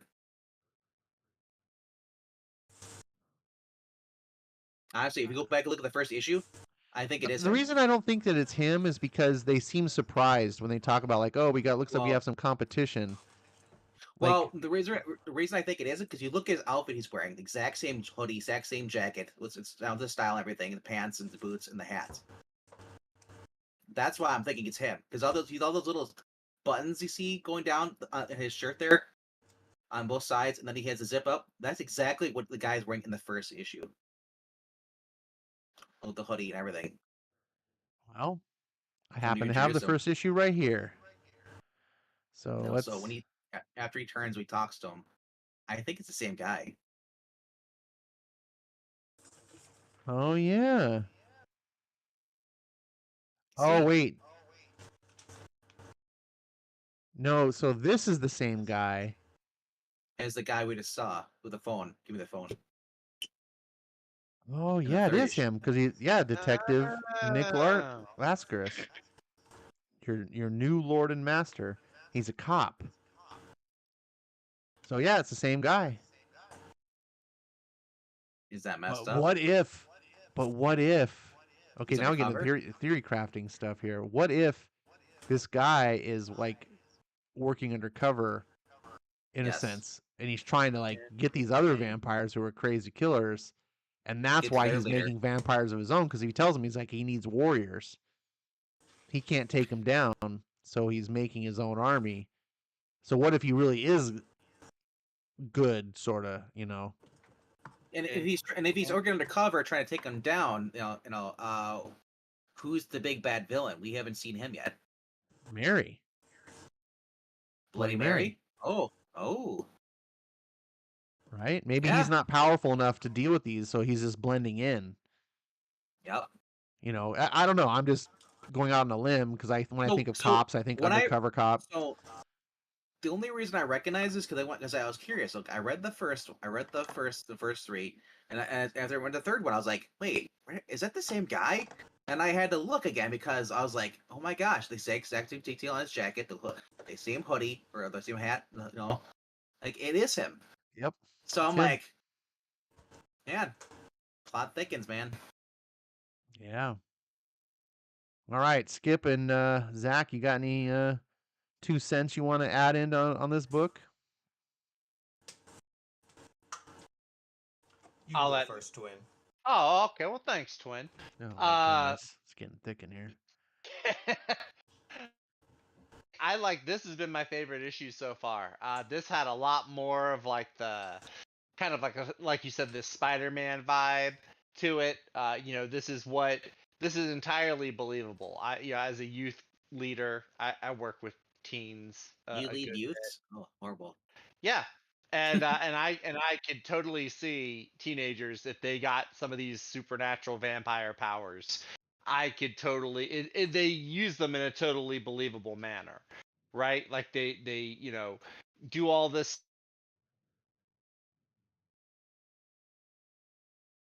You cut out there. Oh, I'm sorry. Am I still here? Yeah, you're here. Hello. Okay. I thought that was me. Yeah. Sorry about that. But yeah, no, I can totally see this being like something that real kids would do with these vampire powers. And just all the different ways they use them. They use them to help people, but then they also use them like in their personal life. Like you said, they stand up to this bully. The bigger one, I think, beats him one-on-one in a basketball game. I think that was in issue number 2. So yeah, I really enjoyed this evolution. Also, like even got a little almost like a little teen romance angst going on when they're like at a party and the girl is like not understanding what Thunderbird is doing, talking to some girl that he barely knows when she's got a little crush on him. So it is kind of really, actually, now that I think about it, it really does strike a lot of those early Spider-Man vibes where it's like you had the superhero action, but you also had the real life, like the teenage angst part of it too, like the teenage life. So that was cool. And then yeah, also like what you and Mickman were just talking about with the villains, like I love good villains. I don't like villains that people tell me I have to empathize with. You need to feel for the villain. I'm like, no, I just want a bad guy that's like scary and intimidating, or like that I can hate. And these vampires at the end of this book were like, all right, this is like really intimidating, violent. Don't know what's gonna happen with them bad guys. So yeah, So real quick, I've been enjoying this a lot. So real quick, the last time we talked about Nightclub, we had seen the preview page for the cover of issue 3, and I think it was RDV that had said like, "Is that the same guy?" When we were looking at just the cover, and I was like, "I don't know. That doesn't look like the same guy," and it's clearly this guy on the cover is not. But we know that the detective Lascaris is part of this gang, though. But we can see the guy on the cover is the one here kicking the this the husband or whatever this house, he's kicking him through the chest. So these guys are clearly bad, but we don't see Lascaris do anything bad. We don't actually see him until like right here, and so I think maybe we were confusing these two characters as being the same character, or I don't know, but yeah, I just wanted to point that out because you don't see Lascaris at all until the very last panel. So it's kind of like a So maybe, reveal so of maybe like he, dun maybe, dun so I'm dun. thinking, yeah. So last Chris shows up at the very end. You know, he let everybody else do that, and he's walking now. He's like the lieutenant. You know, he let them have their fun, and he's just kind of walking from behind, dragging his feet. Yeah. Anyways, sorry to. I just wanted to. While you had mentioned that, I wanted to broach that because that was something we left hanging on the last time. Yeah. Skip, have you read this book? And if so, what did you think? As far as pacing goes, issue number 1 was the one that was at the most breakneck speed, and I definitely didn't appreciate how fast paced it was and how we kind of rushed from thing to thing. But like you said, I understand why he did it. He was, trying to do some setup. Issue number 2 and 3 both kind of settled in a little bit more and it's still going pretty quick, but it's not like at breakneck speeds. It's kind of just like really fast. But Yeah. luckily, the beats are all there. He's covering his bases. I don't always like the reasons, that he makes for things. Like, it was, yeah, you got to have some suspension of disbelief. But I thought it was a little lazy how it was like, oh, like how are the people at school like not calling her parents because oh yeah, we've just been gone for this long for this reason. I was like, that's a little lazy. The sunlight thing too, how he's working around that, I don't feel like it's the strongest, but some writers these days don't even care to cover their bases, so I do give them credit for at least like thinking like a reader would and at least saying like, okay, hey, I may not have the best reason, but I do have a reason. Like, okay, Well, cool. Thank you for that. Yeah, I want to point. You gonna defend him real quick? No. I want to say real quickly. What you talk about the schools not calling them. Well, it was revealed in issue 2 that he glamorized. I think he basically the guy Nick Lazarus, he basically glamorized everybody to make them think everything's fine. That's how he got released and stuff. He explained to the other kids why he's been missing, why no one's been looking for him. Because the guy, like when I say glamorize, hypnotize them into believing stuff. Yeah, That's well, why that was at the hospital.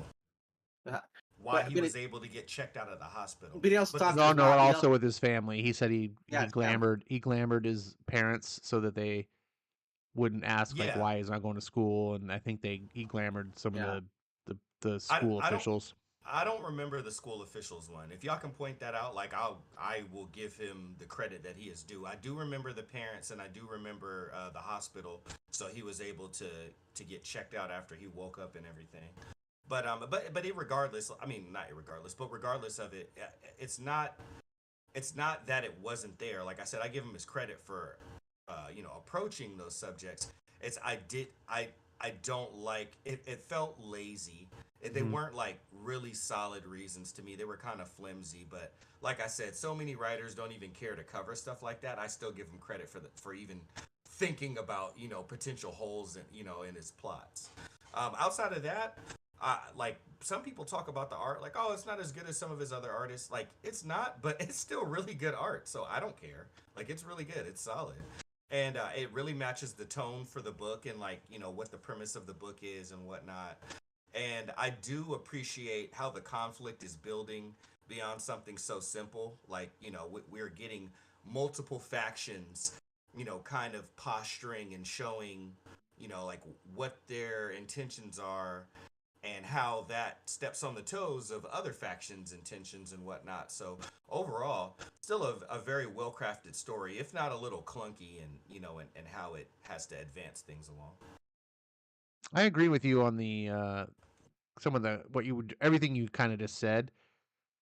I would propose possibly though that it's not laziness that may be the cause, but rather Mark maybe just trying to keep it really, how do I say, like super simple, straightforward, right? Like he's it seems to me that it may not be laziness that's the cause, but rather he's just trying to make something super basic and approachable that isn't gonna, like a very low sophisticated type of like, like a quarter pounder from McDonald's or something. Like, here you go. I'm not going to try to reinvent the wheel. I'm not going to try to, because it's clearly he's a writer that is able to do so much more. And as I read this as a Miller fan, I go, wow, this isn't like his normal flair. And it does have that sense of like what you'd say. And I was like, if this is any other writer, I would absolutely be in the lazy camp and be like, man, this feels lazy. But I go, I don't think Miller, and after like listening to him talk in interviews and stuff, his passion and love for comics, he just doesn't seem like he's the lazy type.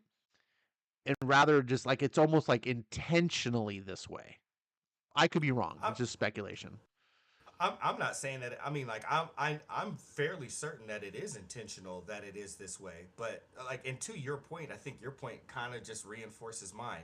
I've seen him be more creative with having to cover up small things to keep things going. So the fact that he wasn't as creative this time is why I say it comes across lazy to me. Sure. Now, he may have sat up there and thought about both of those instances for like 3 days straight. He might have put more time into those two things than he did the whole entire plot. I don't know. I wasn't there.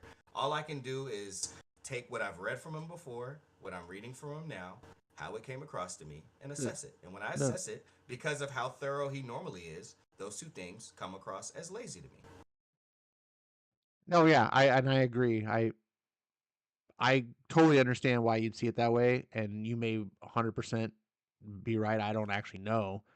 Yeah, and I may be wrong. I'm always speculating that it's kind of like when a writer sometimes steps down to write like a YA book, like you're a novelist and you go, and they intentionally start writing like more simplistic plots and Mhm. the simplistic characters and things like that because they're trying to be able to be like, hey, if I want like a 12-year-old to read this, like Mhm. they're not going to appreciate all that sophisticated nuance that Skip does. So, and again, I'm Absolutely. just speculating. I don't know.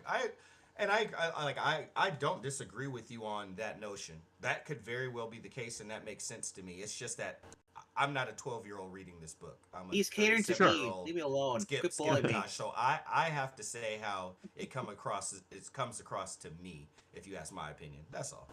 Yeah, cool. I agree. I see I see the same things you're seeing. I was only trying to speculate a different possible cause of what we're Hmm. seeing. But Yeah, and I think it was valid speculation. Absolutely. cool. All right, man. Doesn't look like the chat has any comments about this book. Any of you guys in the panel have any final things to say before we move on to Nemesis? It's $2, folks. There's no Yeah, there we go. excuses. It's I- $2. I It's not get a both covers. I get both covers every time just to That- support. Like Both seriously. covers, and it still costs you less than a modern Marvel X-Men book. Or Or Chip Zdarsky's Batman. Hey, I'll just do hey, this. I'm not going to throw Zdarsky under the bus just yet. That's fair. That's fair. Sorry, Twin. Sorry, I'll Twin. just say this. This is a huge endorsement for me. I'm not a huge Mark Millar fan, but this is making me and enjoying some of his work. Look at I'm reading Nemesis by Mark Millar. I'm reading Nightclub by Mark Millar. Mhm. Dear God, put me down if I'm reading Jupiter's Legacy. I'm about to start. I'm the next trade I'm looking out for is Magic Order. I'm going to start with Volume 1. See, that's the thing. I want to go back. I mean, already in 4, it's like, oh man, where's the trade leads me up until 4? Where are those? I'm with you. Mark Millar is far from one of my favorite writers, but I do revere him as one of the best writers in comics. His track record, the work that I've read from, the quality of writing that he does, the ideas that he comes up with.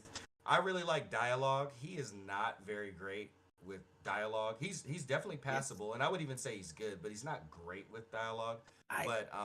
But he has so many other qualities that come together to make him one of the top writers in comics. So I very much respect Mark. There's that Superman story where Superman Red Sun. yeah. No, not that one. Okay. That is a good one. That's though, one of too. my favorites from Yeah, him. Red Sun. The one I'm talking about is the one that Ash introduced me on this channel here Yeah, with the pets. that was the really kid who was good. check out Millar's Superman Adventures. I think it's called Superman Adventures. based off the Yeah, animated series. I think And those what are fun too. I think Mark Millar is just he's not the greatest comic writer, but what he does, like his type of writing, his style of comics, like he does that thing really well. And so if you mesh with that thing, if you're like, I like comics like this, if I like this like really streamlined paced, like I call it like efficient storytelling where you don't waste time with all this extraneous details, like Yeah. almost like a modern action movie. He if you like that kind of style, he does it generally he does it really well. If you're looking To me, for yeah. uh, you know, introspective, out of the box kind of conceptual things like what Rom V's doing, Mark You Millar's ain't gonna never find going to it give you here. that. No. You know, but sometimes you just want, like a Michael Bay movie on a comic. He's Speaking of, you should totally, if you're into spy books, I would totally recommend Kingsman by uh Mark Millar. I need to read that. I've only seen the movies. That's that one was of the books of wild. his I haven't read. I'll just say this. He's the Secret cocaine Service. bear of Secret writers. Service. He that's man, Cocaine Bear of dang. Writers, nice. No, he's not the cocaine bear of writers. Nah. Of the ones that come to mind, I think he is. No. Like easily, Grant Morrison is far more the cocaine bear of writers than Mark Miller. No, because I like Cocaine Bear the movie that came out, and I don't like Grant Morrison stuff. Well, you might not like Grant Morrison, but there's plenty of Grant Morrison comic books that you probably would like. I've looked at his books, didn't care for them. You haven't read his JLA run? I don't care for JLA, and then more so Grant Morrison, his Batman Inc., all that stuff he did. Grant Morrison is very hit or miss. Like he's definitely one of those writers I would encourage anyone to not like don't read one Grant Morrison thing and be like, oh, okay, I know what Grant Morrison is. Because you don't. You don't. There are books that he's written. I'm like, oh, this is amazing, and then I'll read another thing and be like, what the hell am I reading? He's all over the place. Like Miller is very consistent. Miller's like he's like Green Day, right? If you like Green Day, you probably like all of Green Day because their music is just every album it's more the same, rinse and repeat. Mark Miller is kind of like that. If you like a Mark Miller book, you're probably gonna like most of the things he does because he doesn't vary too much outside of his norms. Occasionally he does. Occasionally he does some different. But Grant Morrison, he's like the Beatles, man. You're just like, wait a second. We just had Yellow Submarine. Now we got the White Album. This doesn't even sound like the same band. I don't even understand what's going on. Now we got Sgt. Pepper, but yeah, wait, are these the same people that did Rubber Soul? Yeah, that's Grant Morrison, and oddly enough, he's another Grant Morrison. The last thing I read from him really put a sour taste in my mouth. Now is his Green Lantern run. Yeah, me too.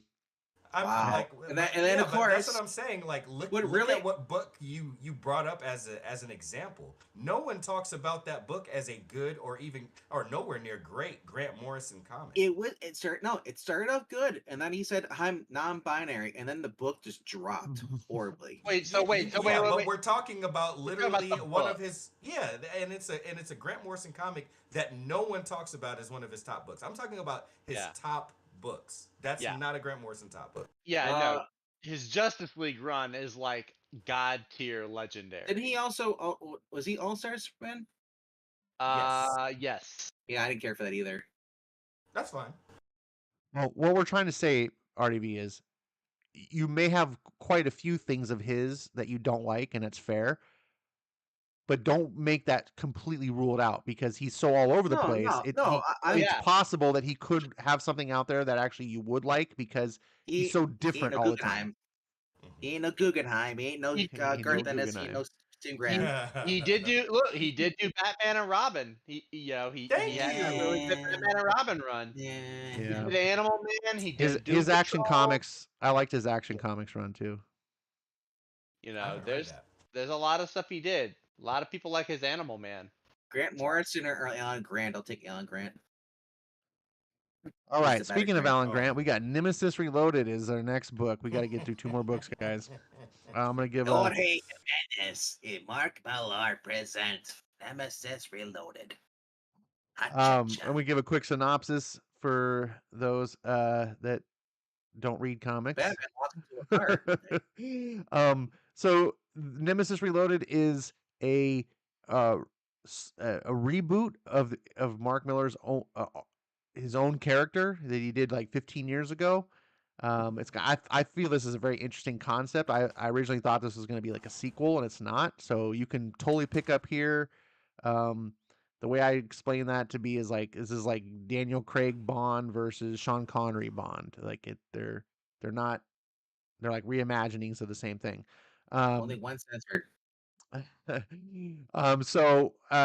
first issue we just got a bunch of action and stuff, and we get the main character here, Nemesis, has put a hit out on all the cops. He's basically offered a $10,000 bounty to anyone who can kill a cop, turn in the badge, and it's because this ex cop ran for mayor and he ended up winning, and we don't really understand the reasons why.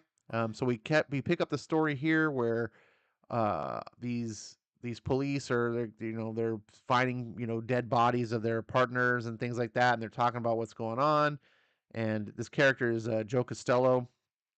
He's the guy who ran for mayor, and we got this little rookie cop guy who's talking about like, man, he really idolizes him, and he's like, man, if anyone could figure out, it's Joe. We get to see a little bit of character side to this Joe Costello guy, where he's dealing with these rich donors.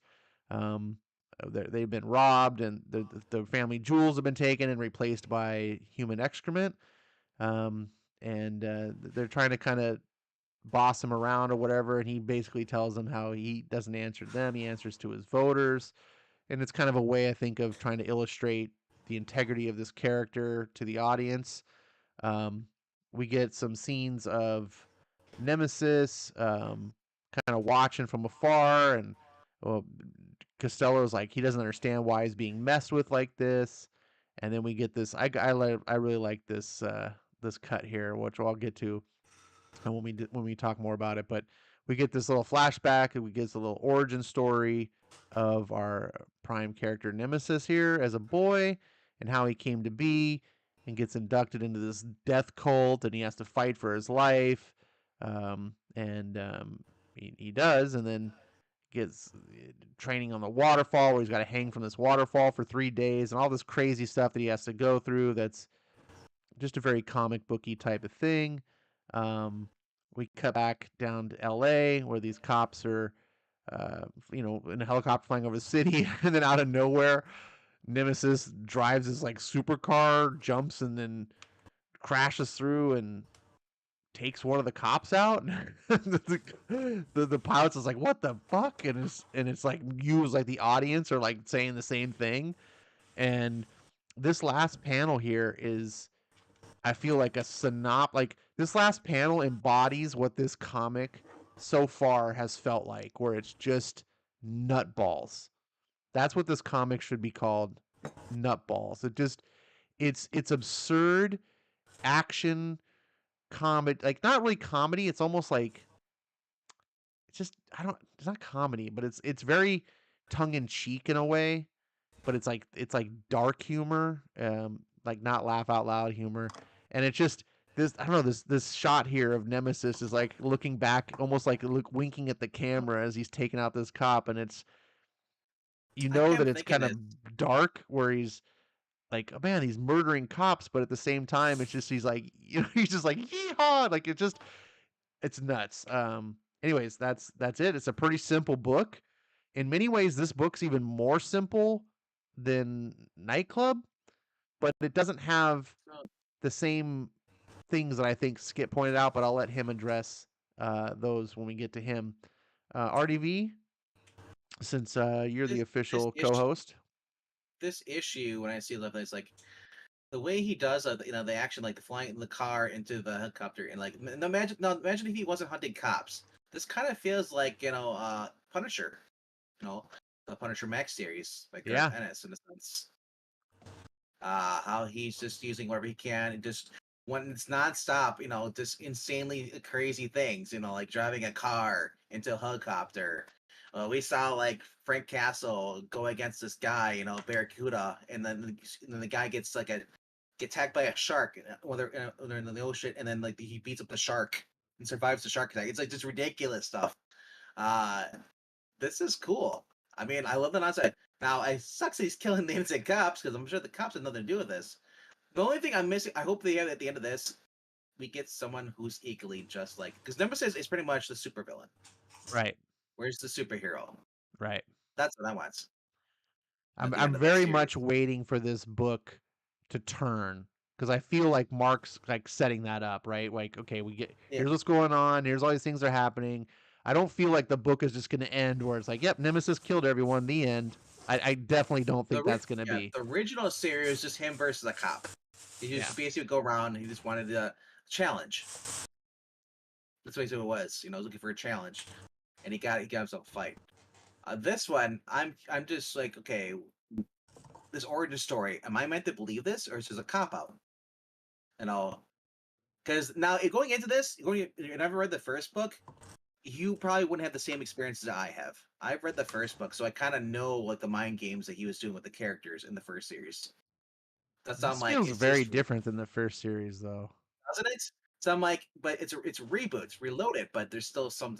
Is everything still the same, or is just like maybe maybe he really is, it's this thing, or maybe we're meant to remember being deceived. This isn't really what happened, But yeah, maybe. The other thing when I see this, the kid, I think a Peacekeeper. There's a last year came out. There was a Garth Ennis one shot. It's like how he basically lived with this group of people, these serial killers, and then at the end he finally turned on them, turned them in. It's just like I just like this, this kind of flashback, how he basically got involved in the circle. And yeah, man, it's exciting. It's been a fun ride. But man, I don't want to have just an evil villain winning each time, because I don't want. Not to say that there's not gonna be a hero that the police cop, detective or mayor might win in the end, but I don't want to become like a trope. This is evil Batman with going against James Corden, Yeah, I don't think we're gonna get that, but obviously we have to wait and see. I would prefer that, honestly. Like, I've already seen the good guy win and all that stuff all the time. Like, I can just go buy a Marvel or a DC book if I want a morality tale. I want to be entertained. Tell me a story that I haven't seen as much, or maybe never before. Like, I don't care if all the cops die in this comic. It's a freaking story. It's not real life. I don't need a morality tale. I'm a 37-year-old man. I know what's right and what's wrong. Entertain me, Mark Miller. Just show me something I ain't never seen before. What happened to Skip? I say that as someone who I literally have law enforcement in my family. But no, I just remember Skip being the guy who doesn't want to read Mark Millar because he's always like unnecessarily violent and bleak. Yeah. And now you're like, I don't even want the good guy to win. I don't care if he kills all the cops. I just want to be entertained. I'm like, geez, what happened? Let's not misremember here.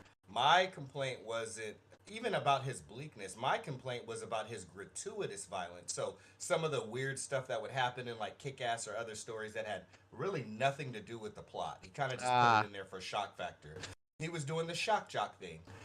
He still does it, but now he makes it more like, thus far as I'm reading more of these newer books, he makes it more relevant to the story as opposed to just an odd thing that was just kind of nihilistic. It's more intentional or more purposeful nihilism. And right. So Skip, since you're talking about this, and that's a fair point, everything you're making, how did you think about this issue in relation to the first? Like, is it getting better for you? Like, what are your... Well, I really liked the first issue. Okay. As many people that were out there that liked it, I felt like I liked it more than most did. I still like the first issue more than this one. I actually didn't care for the backstory, like I get it and I get why it was necessary, but I didn't really like it and I didn't really care for it. Well, Um, I got a text from Mark, and he is assuring me, he was like, I really just wanted to make sure Skip didn't think I was being lazy in this book too, so I included it. oh, Yeah. what did you tell him? What did you text back? I said Skip doesn't care. He doesn't even like you. Oh, okay. Well, at least you were honest with him. Anyway. I got a text from Mark too, and I told him, "Quit calling me you cis white male. You're not important. We need more woke comics here." What did he Wow. text back? He said, "You know what? I'm quitting today." Oh, okay. Well, at least we won't get the well, thanks a lot, RDV. We're not going to Yeah. get the rest of Thanks. Thanks a lot. Yeah. He said you want to let me know. Actually, his pen name is Megan Fitzmartin. Yikes. It was him, Austin. It was him all along. Anyway, that's all I got to say. I do like where the story is going. I like where it's building up to as far as the present day.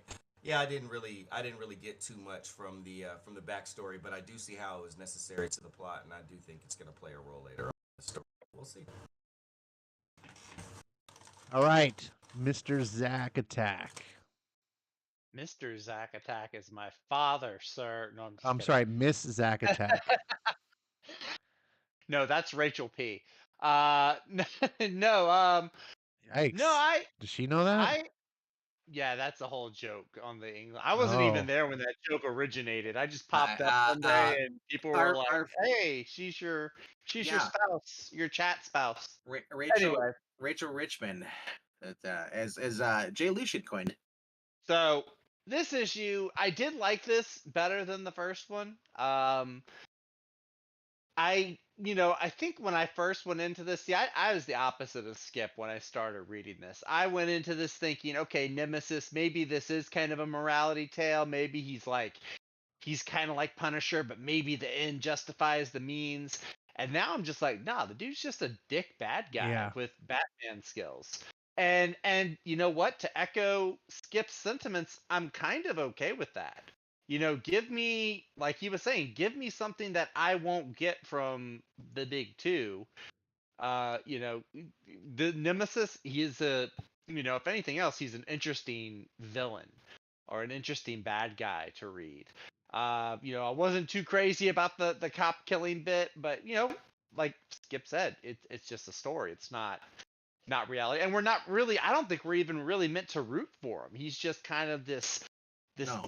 dick of a character. Like you're not supposed to. I like I said with what was it, Nightclub. I'm tired of having villains that people are like, oh, you have to empathize with. I want villain. I like a villain that you can actually hate for being that evil or that sadistic. Not everyone has to be like Loki, where he was traumatized and an orphan, and that's why he does what he does. So what? Give me somebody that's just flat out evil, drops turds on, replaces jewels with turds. And yeah, just like launches off of cars and through helicopters, does crazy stunts. We have that. His name's Twiddles. So what you're saying is you're just as depraved as your twin. I'm getting there. Reality is sinking in. I really enjoy not liking this guy. I really like hating this character. It's compelling in its interest. No, I think you guys both make a really astute point about this. Like I think it's a really big challenge in writing to make a character that you don't that the audience doesn't like, but yet likes to read about them. Because it's a fine line, because most of the time you don't like a character, like I just don't even want to read because I hate this character, it annoys me. This character doesn't annoy you. Like you're fascinated, like you want to read more about what he's doing, but you still also don't empathize with them. You're not like, well, I kind of see, like you revile him, but you revile him in a very entertaining way. Like you just enjoy. So to use a PG example or an analogy, Pretty good. in the old Leave It to Beaver show, there was Eddie Haskell. And Eddie Haskell was just like this sleazeball of a kid. He was like somehow he was the moral, good standing Wally Cleaver's friend, even though he was like this almost teenage joker kind of, or at least as much of a joker as you could be in the 50s on television. But he was just nobody empathized with him. Nobody felt like, oh, I like that guy. No, he was a ball. He was always conning people and lying to people and pulling some shit. But viewers were fascinated because they were like, oh, what's he gonna do this week? Like, how's he gonna, get people in trouble? And so it's kind of that same attitude I feel like with Nemesis. Is like, how's this dirtball gonna achieve this, or how's he gonna go about this? It's interesting. You don't get that a whole lot these days because like I said, you have to empathize with everybody. You have to have an emotional connection. It's like I don't want that with all my bad guys. Once or twice is okay, but give me somebody I actually like can hate watch. Yeah, I'm glad And that you this is said exactly why I have Zach on the channel on Tuesdays and Thursdays. That's why. that. Oh. I am the nemesis of the Geeky Puppet Show. I'm gonna get myself a white mask. Wait, no, that'll actually that'll heat Done. the joke they Done. already have going Hook. about me. The old thing with like when the hook on a pole where you pull the person off stage, as Zach just got yanked. Oh, Can I ask Zach. Scotty? with his white mask and his cape. Oh, he's good. Someone's gonna just clip that audio where it's like, I'm gonna get myself a white mask. Just take it out of context. That's what I like about Twitch. You can just instantly clip that and just upload it. You go. Oh my goodness. I just wanted to comment one thing I really enjoyed. Like Skip said, he didn't like the backstory, and I can kind of relate to that. It doesn't add a lot as far as like entertainment value, and it kind of comes across a little cliche. Like, okay, Well, but like I agree, kind of what he said. Like you understand like why it's here. It's a little bit necessary to at least know where the character came from, and but it feels more like you have to put up with it rather than like find like real enjoyment out of it. Like, oh, this is a fascinating backstory. You're more of like, okay, I get it. Okay, I okay, like it's it. I important. It like it. forms a character. Ash, I gotta say I like it though because usually that'd be the hero's background, the tough Yeah, brings yeah, out yeah. when he fights the door. Instead, he's the villain of the story, and this is his backup. Right. So, I mean, I don't hate it. I'm not trying to say like it's awful. I'm just trying to agree with Skip in that it's just there. It's like it's more like a necessary. well, But one thing I did like about the background was the how Mark mom. tells it. I love. I just first of all, I just love this character. Like he's just a dick, and almost he doesn't ever break the fourth wall. But there's just certain times like the way that they do draw the comic where the character's talking, like here he's talking to um is he talking about one of his henchmen, Yeah. but he's looking at the camera when he says it, so it's almost like I'm talking to the henchman but I'm also like nod wink to the audience, like, and I like that. But not, and I like how it cuts here to this old like 1930s kind of silent film reel where you get the backstory, and I thought that just oozed style for me. His mom, the lethal injection, and I'm told it took my mother 20 minutes to die when they administered the lethal injections. Yeah, his My father backstory died is less than a minute. essentially the opposite of Batman. Like where Batman was, his parents were wrongfully taken by a criminal. His parents were rightfully taken by police, but as he says here in the story, like he doesn't care. They're still his parents. Like the police, and so his origin is very much the same emotional motive that Bruce Wayne has, but funneled in a completely opposite direction. And then, of course, raised by these cultist sadists who like make him fight other kids to the death. He's raised by it's basically Batman raised by the Court of Owls. Kinda, yeah. Or the League of Villains, or no, the League of Villains. League of Villains. What is League of Assassins? League of Assassins, yeah. League of Villains, although. Great show. Yeah. Yeah, I just love this absurdity. It's just out of nowhere, the supercars, vroom, and he just dives through, and he's like, And literally, like, what the fuck? "What the fuck?" And then you just cut to the page, and he's just like, look again, linking back to the camera, like, ah, and it's just like, what? This book is fun. Like I said, to me, Nutballs sums it up perfectly. Any other final comments from you guys? So here's my prediction. I think he's being funded by that secret cult. You know, they build him up, so maybe they raise him up to be their champion, and I wonder if he turns on them at all. Could be.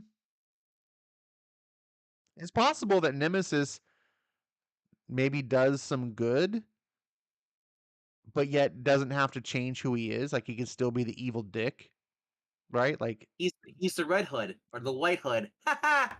A evil dick with a heart of gold. no, He's no. the I'm White just Hood, saying, like Jack. the enemy of your enemy is your friend type of thing. It's like, so maybe there's a worse.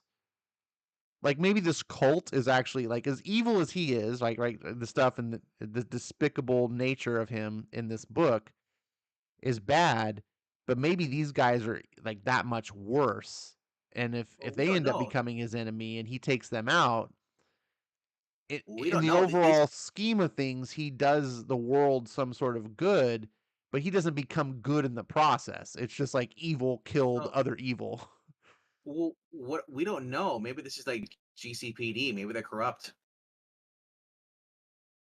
Could be, could be, but that seems unlikely the way they're portraying He's it. still a villain. He's still killing them, so he's still a murderer. Yeah. Yeah. Did I miss anything funny? Well, you just showed up. That was funny. So on Osp. Scott Becker reviewing my brother's college essay. Man, Chet GPT is destroying college assignments. Oh. Now, I haven't read this in Ambassadors. Might pick it up. Absolutely I'll pretty much pick up almost anything by Mark Miller. I didn't get the Magic Order because I missed the first couple of series. So I have a weird thing about miniseries. Well, I have a problem with miniseries in general, but I have a really bigger problem about picking up sequel miniseries when I don't have the previous ones. Like it's the same thing like if I buy. Exactly. Yeah. Yep. So I'm just gonna read those in a trade. And the other one I haven't read is American Jesus because uh, it sounds on the surface it sounds sacrilegious to me, and I don't really care to do that. It could be that it's just deceiving and that it's not. So I'm looking at this. Frank I'm, Wiley, Olivia Copo here. That I'm sold right there. dude, Matteo Scalera. I don't know what it is. Matteo Scalera is the artist of King of Spies, which you need to read. But you know Matteo Scalera from the White Knight Harley Quinn series. Did the art on that. Ah, okay. But his art's even better in King of Spies. Like he's just getting better and better. So he's becoming one of my favorite artists in the business right now. But this list is pretty. There's like Meh. four out of the 6 are amazing. The other The 2 are rest are, good. dare I say it, mid. Oh, Mid. by the way, RDV, Matteo Scalera did the art on Black Science by your boy, Rick Remender. Oh Oh, yeah. really? Who, yes, I have met. You call him Ricky? Yeah, you know, I call him Ricardo. Or I do Ricardo call him Diaz. Ricardo when I talk about him to Tragata. I call him Ricardo. Ricardo Remender. If When I Travis, talk to him, Mhm. go ahead, finish. Oh no. Let's move. Oh, I was like, if Travis Charest is on his A game, man, there are a few people that can touch Travis Charest when he's drawing at his full potential. If he's in a rush mode, but wow, some of his stuff is, whew, it's pretty mind blowing. Speaking of which, I did want to say one thing. Skip had said that he felt like the nightclub was a little bit lazy in the writing. No. Sorry. Not lazy in the writing. Just a few plot points a few potential plot holes that he covered up were covered up lazily. Overall, it's really good, and I really like it. Okay. I feel that's what I'm saying, but maybe I'm conveying it wrong. So Skip felt there appeared to be some laziness in the overall writing.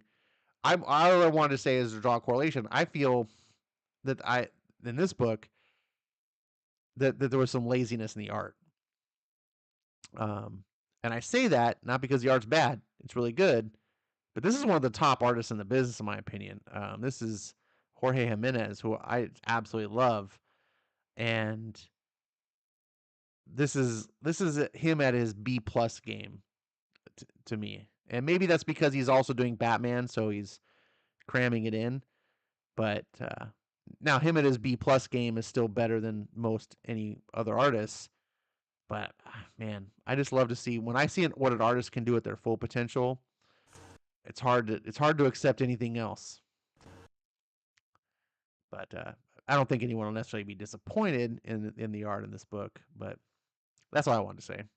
I still like the book. I like it a lot.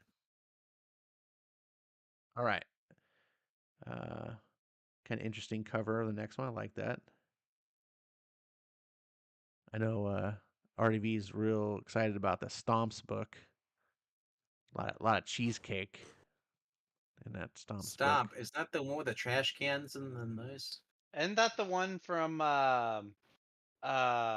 what's her name? John Gordon Murphy's wife? Or is that another book I'm thinking of? What? I'm guessing it's Cherish. Mark Miller's daughter. Maybe it's EmilyBrooksMiller.com. Oh, Emily. Oh, okay, I see it now. Yeah, Yeah. That's I was gonna that's his daughter because I saw a No. picture of her and it's way too young to be his wife. Well, Now his it is wife called- is this. His wife is in the credit. She's the CEO of Miller, his company. Oh. I'm trying to get back to the beginning of the book here. Yeah. Does it say? Yeah, Lucy Miller, CEO. Me Keep like it all in the family. You might as well, right? All right. And the final book of the evening, third book, if I can get to it. From one of my favorite, if not my number one favorite comic scribe of the modern era. Wow. I'm Taylor. Mr. Jeff Johns. I'll call him Jeffrey if I ever meet him. I call him Jay. We're tight. It's a G. I don't care. We're tight like that. Don't care. You can just call him whatever you want. Exactly, because he calls it back.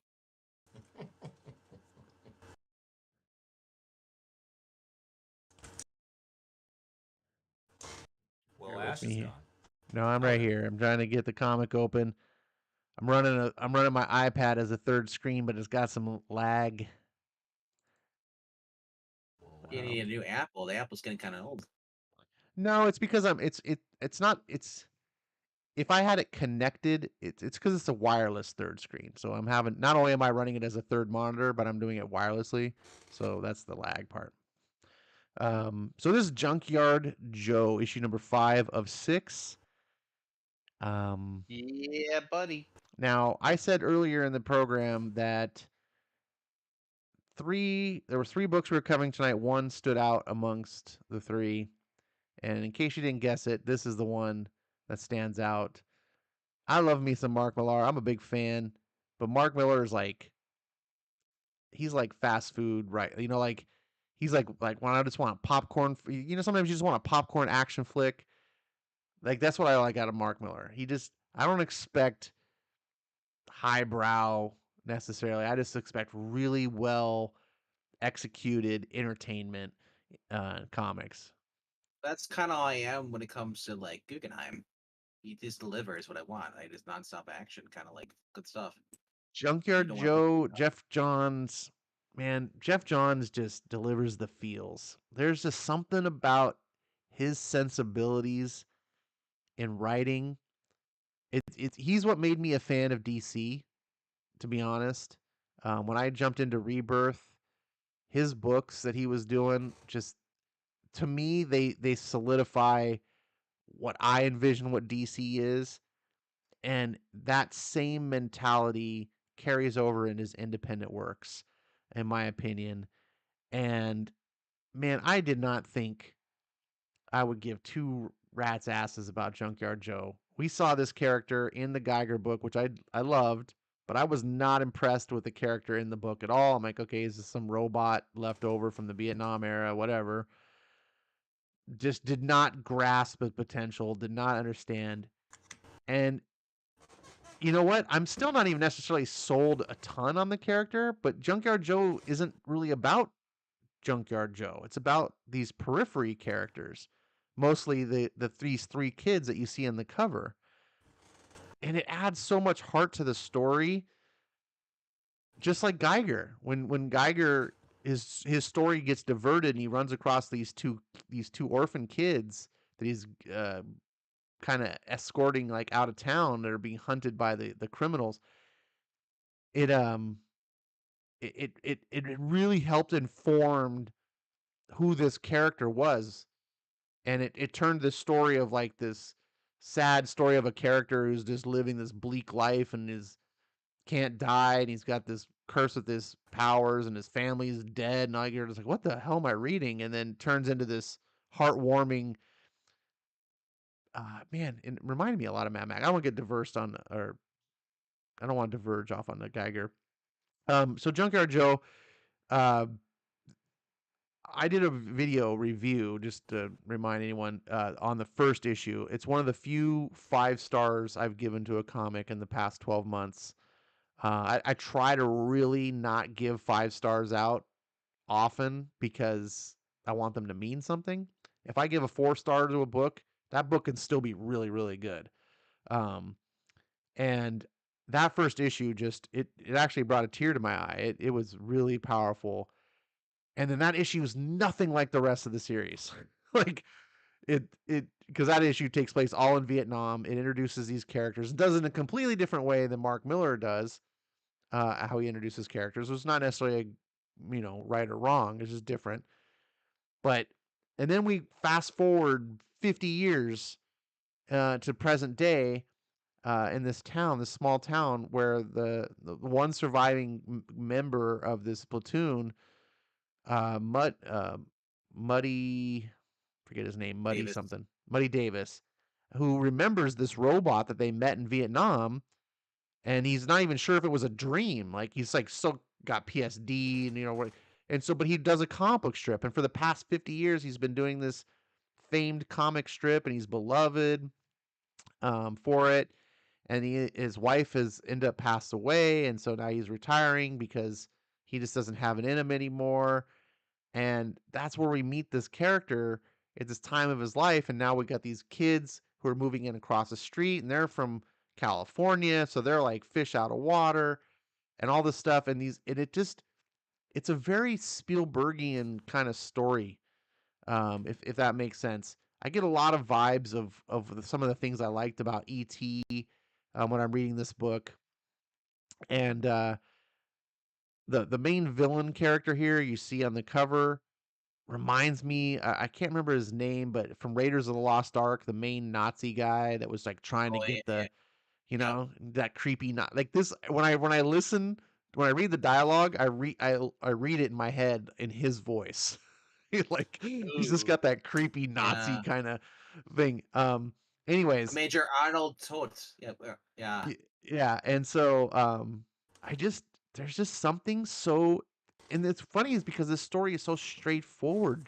Jeff Johns is not wowing us with any sort of like reinvented thing. He's doing very basic things and things we've seen before, but he's just executing it on such a high level.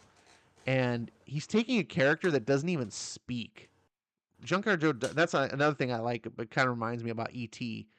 It was, that character didn't speak either. And so, but the emotion that you feel from this character and how the characters relate to him and how this character tries to relate to them. And obviously, Junkyard Joe's not an alien, but in many ways, he is alien to he's not human. So there's that. Another Spielberg film that I get some vibes from is AI, which is an underappreciated film. But anyways, just a story about an old man who's at the end of his life is and just sort of like having this one. I don't even want to call it an adventure, but just it just on the surface, if I describe it, I feel like that it's not going to impress anyone. But like I said, Jeff just executes this on such a high level. So when we catch up, the villains have shown up to. They found Muddy's house, and the kids are there.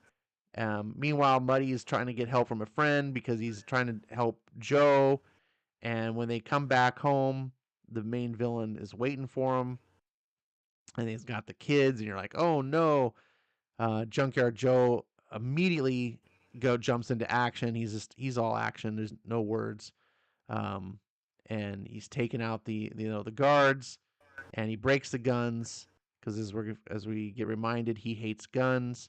He manages to get the kids to escape, and but not before Muddy's knocked out, pistol whipped by the main villain, left bleeding on the ground. We cut over to the kid's dad, who comes home and finds Muddy bleeding out, or not bleeding out, but bleeding from a head wound on the ground. The kids now are on the run out in the cold wilderness in the snow. They're being tracked by the villains. They come across a deer that's been shot, and it's some hunters. To which the kids are like, "Oh, they have guns. We maybe they could help." And then Joe gets kind of triggered, doesn't like guns. Immediately grabs the guns, and we get a flashback scene of how he broke the guns of the Viet Cong that they were fighting. The hunters, of course, flee in terror, and we just get some emotional, or emoting of Joe to try to symbolize it. He is a feeling being, and there's something going on to him, and I find that very intriguing too, because John's can't really explain, right? Because Joe can't describe anything about himself, and of course, none of these characters understand Joe. So you as the audience have to try to interpret, like, is first of all, is Joe alive? Does he feel like how? We're not sure, and you're struggling to your best ability to try to make sense of all this. In the meantime, there's this this little plot line going on with this villain hunting these kids. The hunters end up getting shot. Everyone that comes cross path these guys get shot. Muddy finally comes awake in the ambulance ride. He manages to mutter out that your kids are in danger. We see that they're being pursued still. We get a little bit of a flashback scene at the Pentagon, and just to give us a slight little backstory. He doesn't waste too much time in this, but they talk about this part where it's like, he says, how many people knew about this? I don't know if anyone did before they broke in. Thing was mothballed so long ago, I think everyone on the project is long gone. Why was it shut down? And then it cuts over the kids, like, oh yeah, we made it back to town. And then we get the voiceover. They shut the robot down because it killed everyone it met. And then you just see this kind of ominous scene with Joe. The kids are like, oh hey, and it's like, next, the killer. And you're like, wait a second, what? They shut the junkyard because the robot killed everybody? Like, what? What's going on? And so part of you is like, nah, can't really be. But then the other part of me is like, wait a second, the Junkyard Joe that I know from Geiger was a killer. So wait, what I'm not confident of what I'm reading. I'm confident in the writer is going to deliver something good, but this character, is he really a hero? I don't know. I don't know where this story is going, but I am along for this journey. I did not think I would care about these kids, but I really do like these kids. I think they're well written.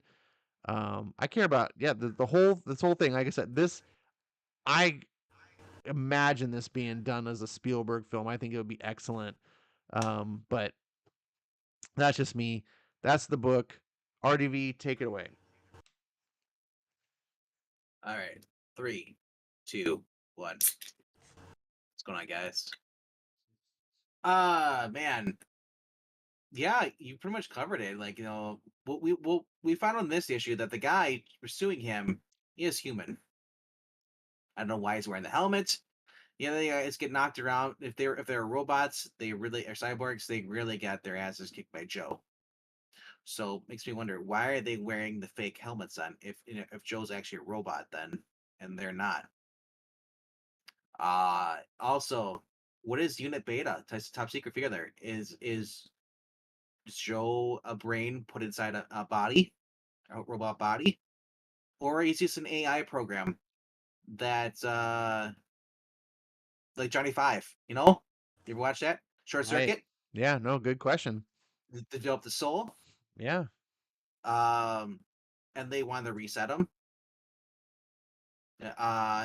Man, because there's never been anything like Joe. They tried the program again, it didn't work. It doesn't work. What I just thought of this just now. What if there's something to what you're saying, that like there's like a brain inside like him, and for Joe they used a kid's brain. What if Joe is a kid? That could explain a lot. Like why he's got His empathy name's towards other John. kids. You can Right? call him Because Master in the Chief. Geiger, he helps the kids. Yeah. And in this one, he's the kids. Like maybe maybe that's why like he hates guns. Maybe like he freaks out, right? Because you could see those type of actions from like a child. I don't know. I just thought of it just now. That's why I want to. The art in this, I love, man. I just love Frank's art here. Great Frank's art. It just pops everything in here. It almost getting like the Shazam family behind him. It's kind of every time I see them, got the older sister, and then you got the little Freddy, and they have the little sister.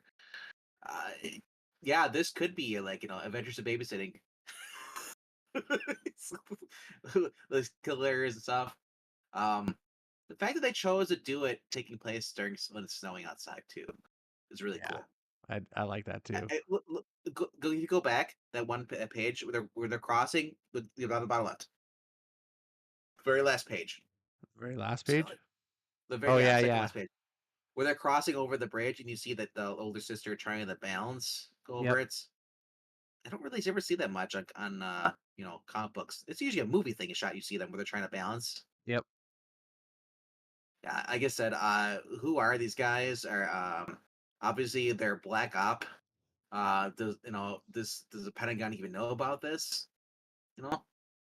He's like the guy says, like, how many people know about this? Like, well, I don't think I don't know if anyone did before they broke in. Thing is that mothballed so long ago, everyone on the project is long gone. So it means if the people who want them back, maybe they want to start up the program. Oh, I just thought of something. They said, why was it shut down?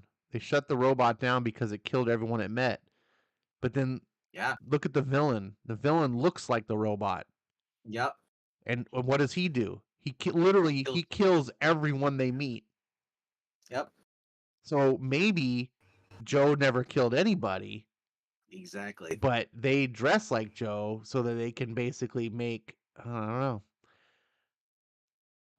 Zach. Yes. You seem to like this book quite a bit. What do you have to say?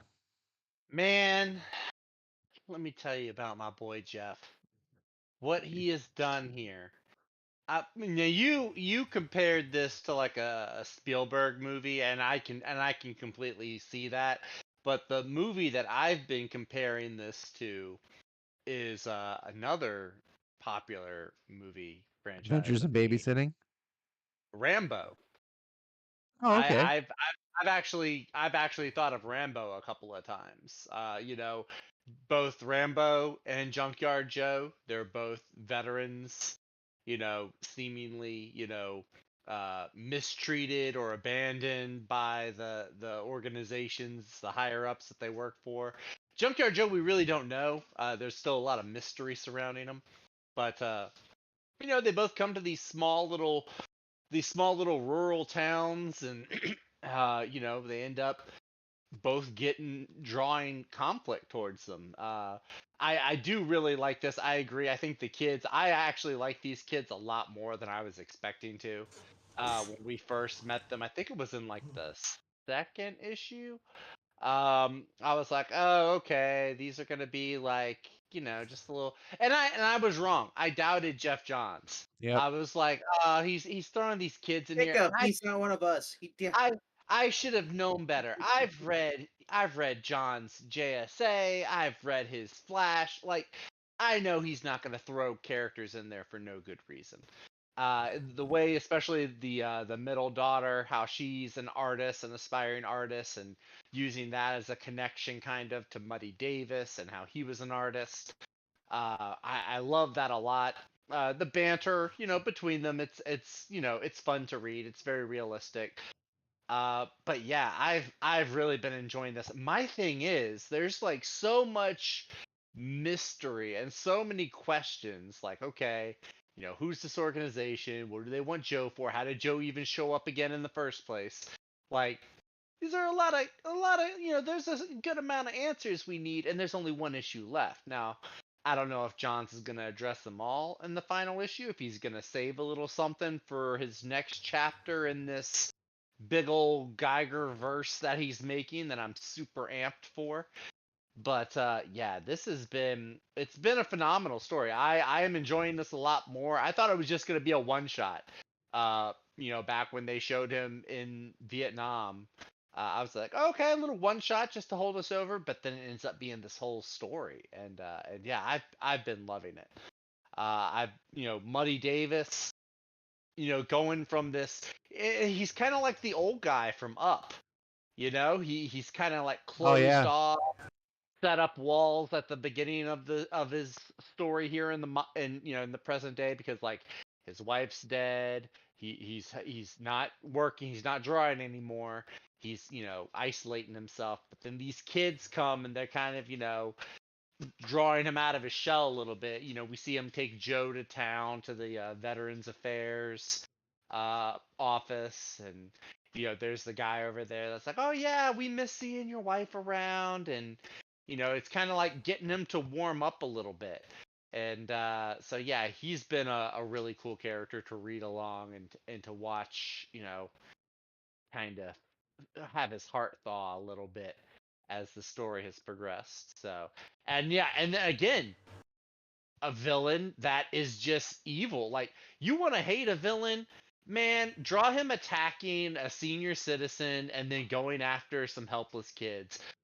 All he needs to do is just kick a puppy, and that's the trifecta of a bad guy to hate right there. So again, Jeff Johns writing out these villains that we don't need to empathize with. Just, we can have a bad guy who can be mysterious and intimidating and evil.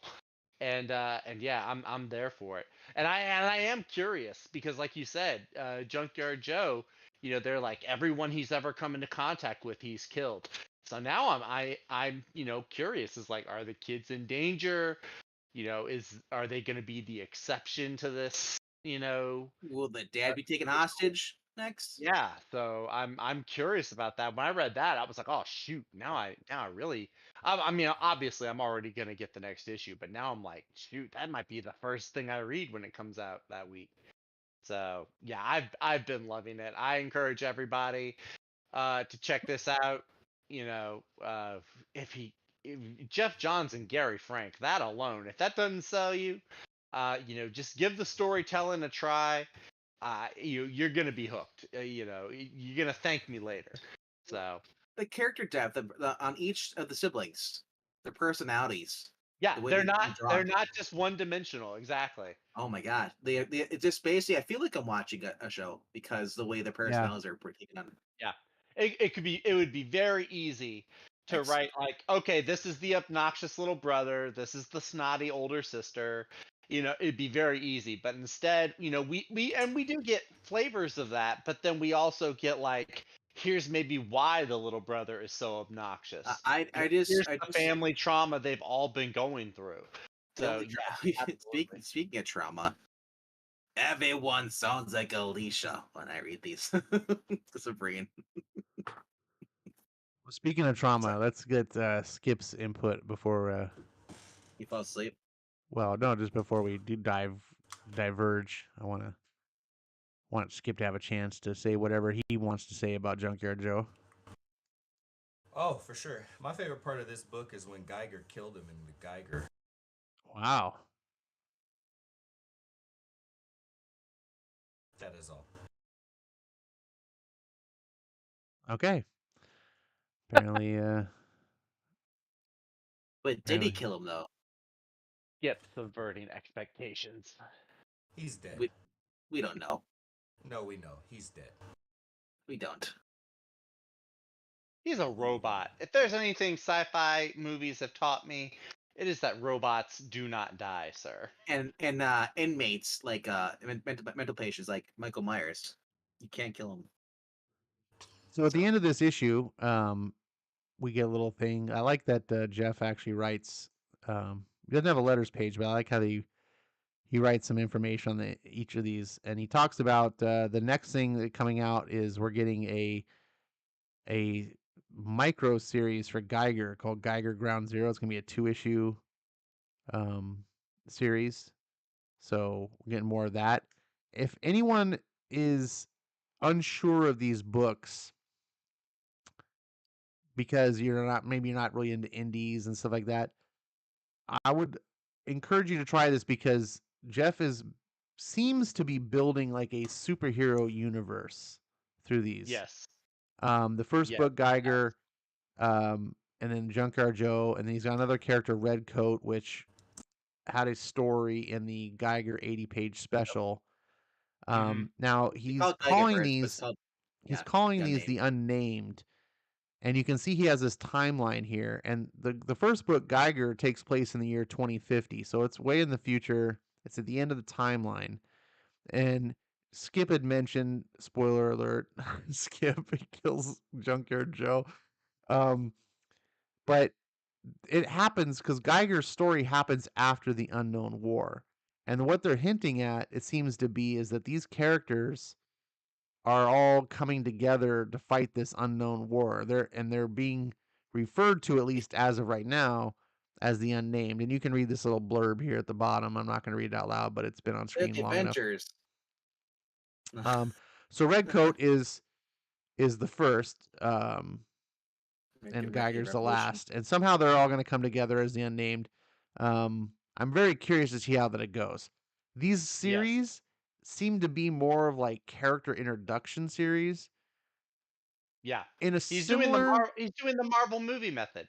yeah, I was Or just gonna say, in a similar method phase to what the one, MCU did at the beginning. Mhm.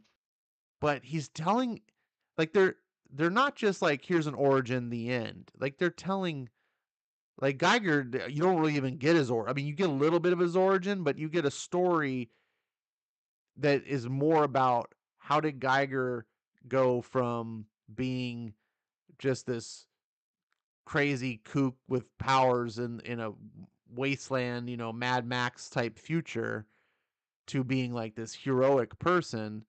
You get to see the journey that he has, and then these two kids change him.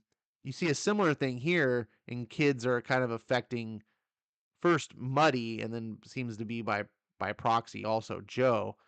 But I guess what I'm trying to get at is that Johns is writing like very like stories about humanity that I gravitate towards. I just really love his approach on writing heroic things. I know Skip is a little bit tired of the morality plays. Nowadays he's digging the villain just killing everybody, but some of you might still want some heroes.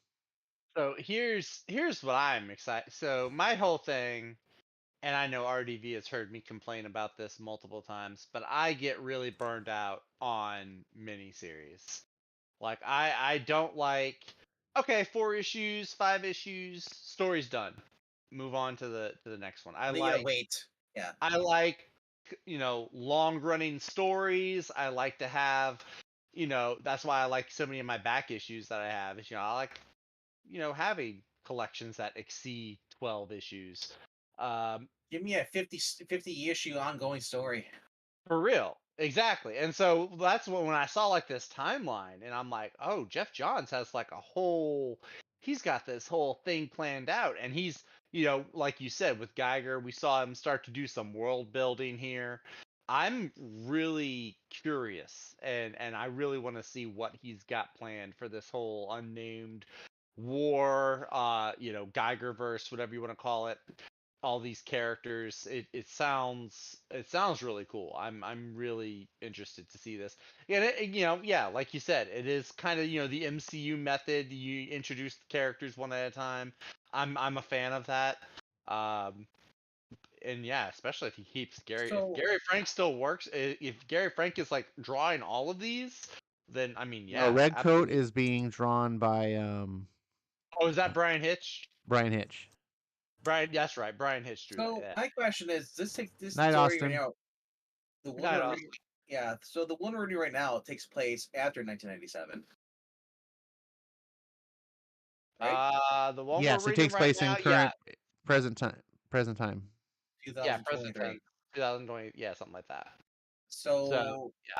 are we ever going to see the American Widow, whoever that is? Or Oh yeah, we're gonna see all these characters. I'm curious what's coming up next. That's my thing. Is what's next? The What's only next? other one the one up next is that Geiger issue that Yeah. that Ash just mentioned. That's what he mentions here in this little blurb at the end. The final fate of Junkyard Joe. But the Redcoat was solicited, I think, for December 2022. So obviously it's been delayed. I want to say it was December. It was solicited to be out like really soon. So we're not hearing about it, so it's been delayed, but we already got a bit of a story in the Geiger 80-page giant, which, by the way, if anyone's a fan of this, I encourage. For some reason I bought that book and then I never read it and I just kind of filed it away and I was like, oh, I forgot this, and I went and I don't really like anthology books typically, but that was really good, especially because, like I said, that Redcoat. And I'm with you, Zach. I want to echo what you said. I don't necessarily have a problem with miniseries, other than the fact that I just would rather just get a trade or a original graphic novel. Like I love how Brubaker's doing his thing. Just buy one book, here you go, instead of. But I do like the floppy periodical method. I like the greater overall story concept. So when I heard that they were doing this whole unnamed thing, my excitement like shot up a whole new level. I was like, yeah, Geiger's good, but oh wait, you're doing this connected universe. Oh, okay, now what's that famous line from Django? You had my curiosity, but now you have my attention. Good one. Yes. Yeah, that's where I was like that. And then when you read that Geiger 80 page and you get to read the Redcoat story, and you're like, wait, this character's part of it too. I really like the Redcoat story. So yeah, I'm loving seeing where these characters are going. I want to know what this war is. I already forget the name. The Unknown War. What that's all about. I know RDV is excited because he sees American Widow X, so he immediately pictures Black Widow. So. yeah. How dare you assume that? Right. That sounds. You're right, though. How dare you? So hopefully, Johns picks a suitably cheesecakey enough artist to draw American Widow X, so that RDV can be in heaven. Well, I don't know. I don't want to die. Who's gonna take over your show when you die, RDV? I appointed this dog at his butt. He's gonna take over everything. Oh, okay. Well, that'll be entertaining. When I die, Froggy will take over. Okay. That makes sense. Yeah. I don't know. I don't know. It's like asking like Ash, who's gonna take over your channel when you pass over? I don't have a channel. Exactly. Yeah. See? If I pass away, you still have Puppetine to run things. That's true. And that's when the hammer and the sickle starts flying on the Geeky Puppet Channel. The Patriots have lost. Comrade puppets. What? All right, gentlemen, it's time to put a bow on this.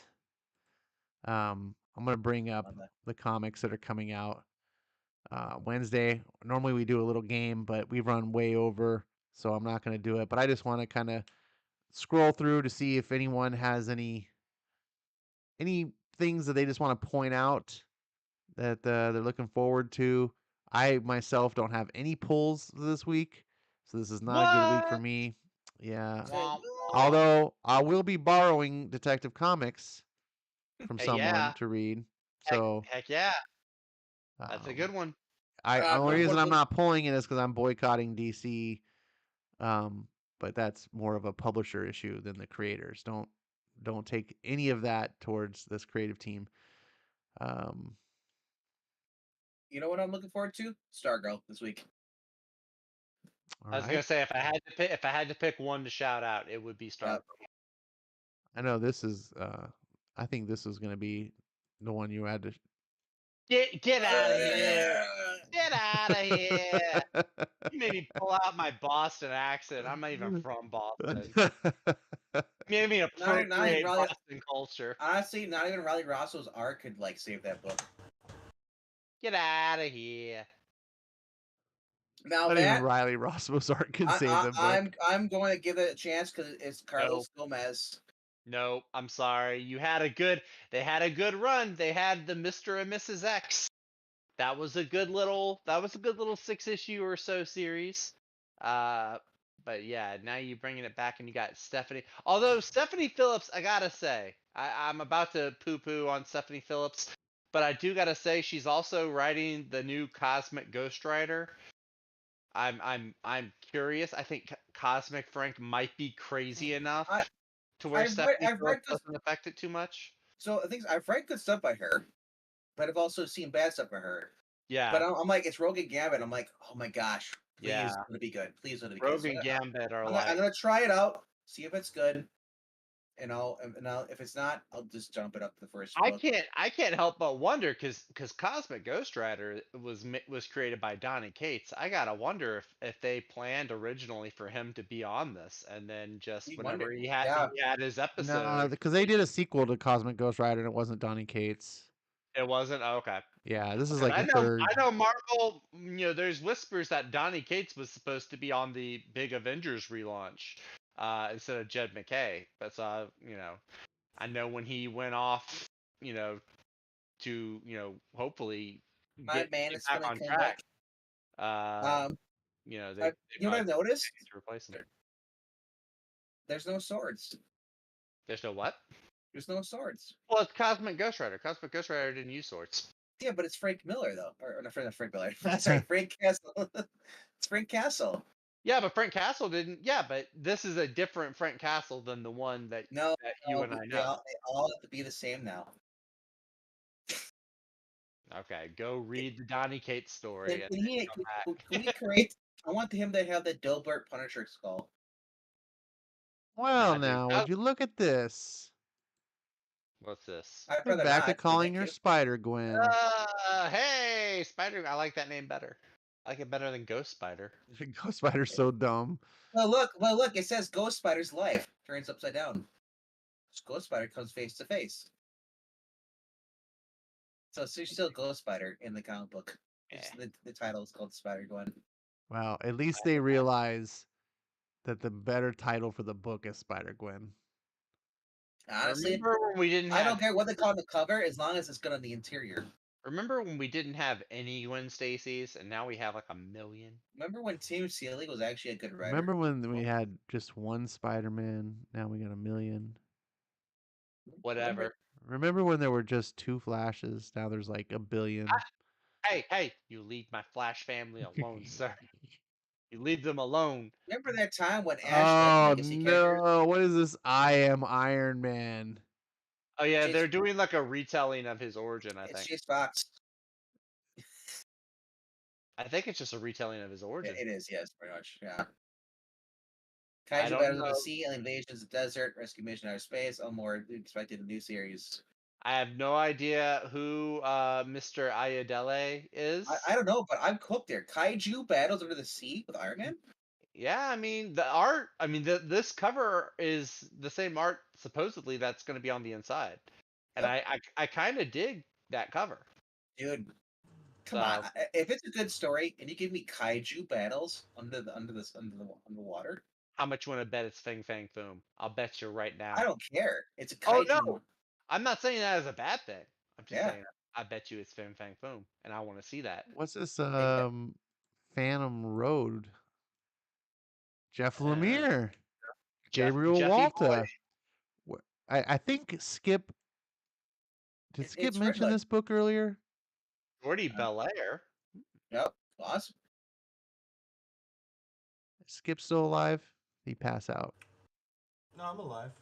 No, I did not mention this book earlier, but it was a book that I was aware of. I can't remember if Yeah. Gabriel Walta is one of your boys. I don't know. Do I know him? Division, Hellboy, and PPRD. Well, of Old course you Man. know him. I mean, I meant like, is he one of your preferred artists? Oh no. Oh, okay. Uh, He has a name that sounds like he'd be someone. I do agree with that. Yeah, his name does sound like it'd be like an artist that Skip like. And I Look, do like him, but like he's not one of my. give it one con, and Skip will be talking about how he met his new best friend Gabby at some con. He'll call him Gabby. Gabby Walt. And yeah, we'll be. it's weird though because they have listed as artist as Jordy Belair. Is not she's helping out because she's not listed in the actual description. Oh, maybe it's an error. I don't know. They click on the next one because sometimes they mess up. Jordy does colors, so she probably just did. Oh, there you go. Jordy might be doing the colors then. Yeah, I was just gonna say they oftentimes are referring to colorists as artists now. Mm-hmm. I mean, it is an art. Well, color me surprised. It is an art, just like writing is an art. That's true. True. It is But true. yeah, it's just I see that a lot. I've noticed in a lot of modern books where it'll be like art by like so and so and so and so, and it's like the penciler and the colorist. They put both of their names as like the joint artists. Mm-hmm. Well, they did back in the day. Luke Cage. Some of those books they had two artists working on the interior art. They had Gil Kane and John Romita working on the cover on interior. John Romita. Usually, and those are the cases. One person's doing like layouts, and the other one's a finisher. Yeah. Speaking of finishers, Zach Levi is writing Shazam: Fear the Gods. And yeah, well, that's an anthology. I think. Well, yeah, all of them. The whole cast is writing stories. Yeah. Really? Yeah, I'm kind of look. I like Zachary Levi. I like him a lot. It's here, DC Ruby. Oh my gosh! The one thing that I learned from Army of the Dead is that sometimes my favorite actors don't make good writers. Here we go. I hate this. I really hate this. Oh man, Skip cannot wait for this book. It's got Miracle on. He has to get it because Mirko Andolfo's got a cover. Hey, go to her cover. This is the worst timeline. I remember when Ruby actually used to be like a pretty decent show too. Dude, Ruby used to be badass. When it first came out, I was like, what is this stupid, terrible computer-generated anime hogwash? And then I watched one action scene and I was like, Yep. Oh, mama. It was good for like 3 seasons were good. And then the 4th season kicks and it's just like, oh, what happened? Because I think somewhere around that time the creator had passed away, had died. I don't know. I never heard it until last year. Oh no, dude, it's been around for like 5, 6 years, 7 years maybe. I kind of dipped out of anime because anime just got to the point where there's nothing I always cared for to watch. Well, so it's not technically an anime. It's like Western. It's Western created. So it's like Avatar. It's like The Last Airbender, where it's made by people here in the States, but for some reason people want to categorize American anime. Yeah, it's American anime pretty much. Yeah, it Now, was good at first. They Darkwing Duck, redid yeah. the first season as like I think an actual anime. I think somebody took it and actually did an anime out of the first season. It So was alright. anybody who has that first edition of Darkwing Duck, the non-facsimile edition, that book is quackers. It's very expensive. Quackers. What you did there. I see. Hey, there's a Xenoscope book. Yep. Oz. Yeah, I mean, you can just go back up to that Detective Comics 1069 and go to the Ivan Dude, Reese cover. I and love think that cover though for horror comics. So Yep. cool. I'll go back up to that one in a second. Did you pick up Horror Titan comics? Mouse? Nobody had it. Oh man. Actually, I think I have that. Actually, I think I backed the guy's campaign a year or two ago. You probably have it. They're just finally releasing it now through like. Yeah, because he released. Yeah, he did like a Kickstarter or an Indiegogo campaign for it like years ago. I think it was like almost pre-COVID. Red Winter, I've been reading. It's been a fun yeah. series. Yeah, you've been hot on that book. Well, it's like espionage, CIA, Russian mobs, neo-Nazi mobs, and just like a fallout. Basically, yeah, he said one guy's caught in the middle of it, and yeah. Altered Ego. I need to read that. Well, something's altered, but it ain't her ego. Let me tell you that. Ew. Ash, although I requested Detective Comics, that's probably not the thing being released to end on. I've got one for you. That is a pretty sweet cover, though. I do really like all the A covers since Ram V's been on. There's something I don't know what the style is, but I just dig it, and it's very unifying. I like his boxer shorts. Of course you would. Now, but that's the cover that I wanted. Yeah, go to that. Ooh. Well, yeah, you can go to the J.H. Williams. I mean, it's J.H. Williams. That was all right. That's pretty good. That's all right. Yeah, I don't hate it. It's J.H. Williams. I mean, it looks like he's getting attacked by the ooze from Teenage Mutant Ninja Turtles, but a blood monster. He might be. The Ivan Rice cover is really the winner here. Yeah, baby. Oh. Yep. Just let him be the artist for the rest of the series. Phantom of the Opera goodness. Yes. Mother of Pearl, Ivan. Yeah, Reese, I wouldn't complain if this was the interior art. It's just and a it was comic for a few book. issues. Look, Kelly Jones. Ivan Reese took over for I want to say 2 issues, and then the last issue it was him and your boy Raphael Albuquerque. And I'm just saying, Kelly Jones could take a page to page. Well, Kelly Jones, he's not my boy. Kelly Jones can learn from that other. They're the Ivan Rice. I actually kind of like this cover. I like it too. I mean, it's not. I like the composition of this cover more than the illustration of it. Yeah, the face is a little off. The composition is nice. I like the coloring. I do. The form, like the white eyes, the white bat eyes. Maranya says the cover, the A cover for Detective is a slight Art Nouveau flavor to it. Has a slight Art Nouveau flavor to it. Yes, I would agree, Maranya. There we go. That's the word I was looking for. Appreciate that. I also would like to point out that as a backup art, well, number one, the artist on this is Dexter Soy. So if you're not going to have Ivan Reese, Raphael Albuquerque, I'll take our leave. Having Dexter Soy as a fill-in artist, like, damn, you could do a lot worse than Dexter Ivan Rice's Soy. cover I'm getting. See, I'm not a big Dexter Soy fan, man. I love the font for Detective Comics on this. Now, if you could put that onto the Ivan Rice, perfect. Wait, put what onto the Detective Comics logo that's on the cover A. Oh, I got you. Move that onto. I kind of don't want it. I kind of don't want it covering up the beautiful art. To be honest with you, like, where would it go? It's just gonna cover something good up. Where would it go? Yeah. Right behind him. The way that this was composed, it didn't really leave room for trade dress. Yeah. But actually, I like how they made it vertical on that one to kind of go with the. It feels like it flows better with that picture too. Well, I don't like how this one has a giant UPC in the middle. Well, this is Well, this is DC's answer to the Yeah. Virgin. We were talking about earlier the Virgin covers. Yeah. They don't make it completely Virgin, so you can still see what your book is, but they make the title Yeah. so as low unintrusive as possible.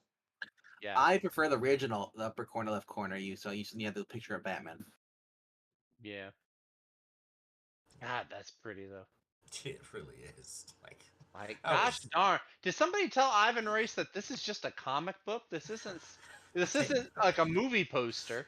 I know. Well, Calm down, Ivan Reese. Calm down. I wouldn't be shocked if he actually has a print out because of this. He did this too, I wouldn't be shocked. and and it's like $100.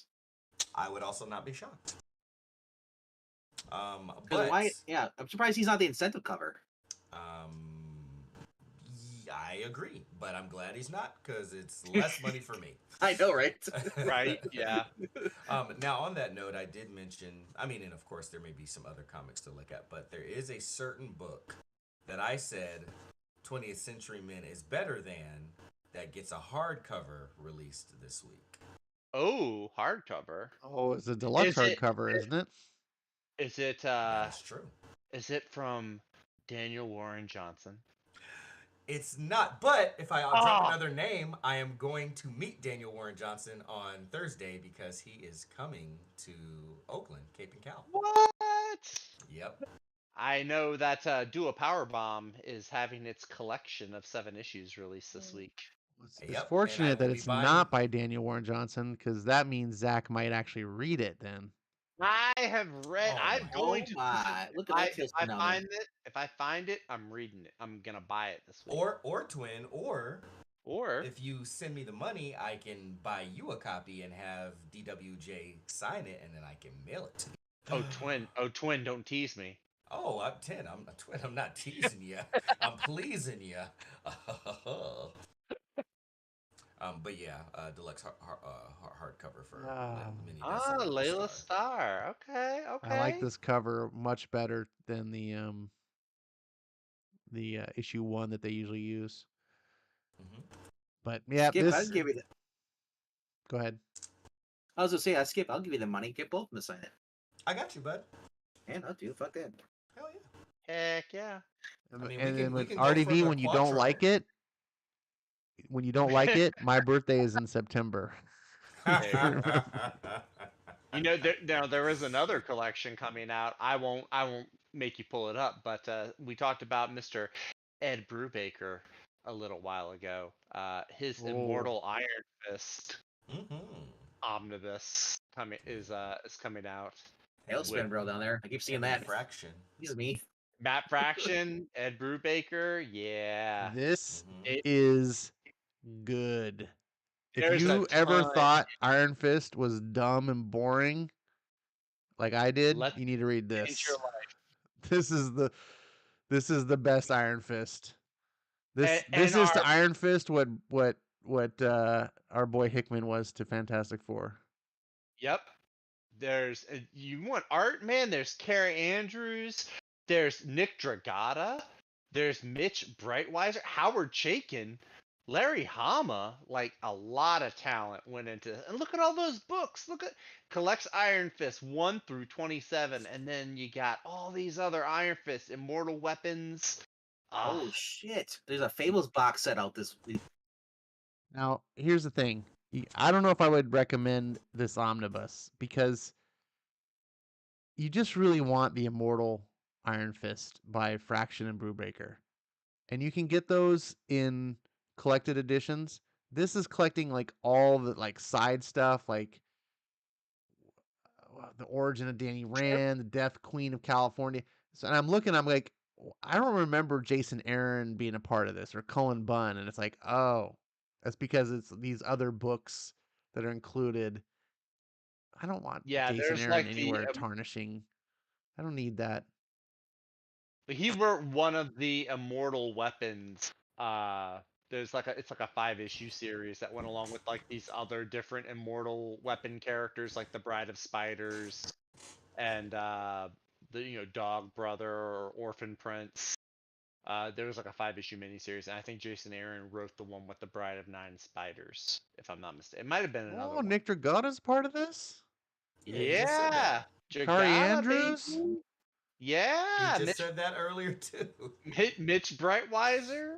I don't know if Betty does any of the colors. I would be surprised if she didn't, Yeah, but yeah. So I'm Clay looking at. Man, Oh my gosh, there is this Fable 20th Luis anniversary box DeRosa. set. You guys seen this? Seen what? The box set out this week. Fable's box set. Oh, And no, it I has don't all read 4 Fables. compendiums. Oh, okay, that's cool. Ooh, I guess. very cool. 4,304 pages. Guess the Mhm. prices. 200 something odd dollars. Yeah, $240, bro. Yeah, you gotta love Fables. You're gonna buy that. You know, Yeah. it has a nice box set though. It comes like actually in a short box. Kind of has to. Yeah. How else are they gonna get it to their car? I know, but I'm just saying. Imagine now. Comic shops are not like Costco. Can you imagine the price that probably go up in figures as once it goes out of print? Yeah. I mean, I'm not a flipper, so. Yeah. I'm not a flipper either. I'm just saying I hold on to But these you books. might grow a fin for that one, am I right? Oh! My dorsal might.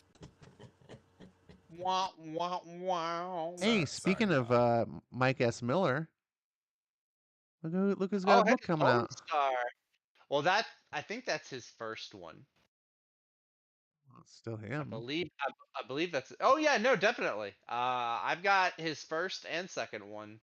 Yeah, it looks like it. I don't know if that's just the first volume or if that's both of them, but yeah, that was a good little story. And side note for that Immortal Iron Fist omnibus, if you are interested in it and don't want to pay $125, go to Organic Price Books. It's Yep. $83. Yup. Organic Price Books or In Stock Trades. Those two websites are your friend.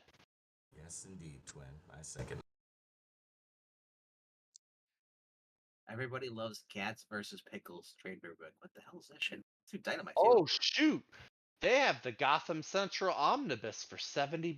Speaking Yes, of they do. Brubaker. That's where I bought it from.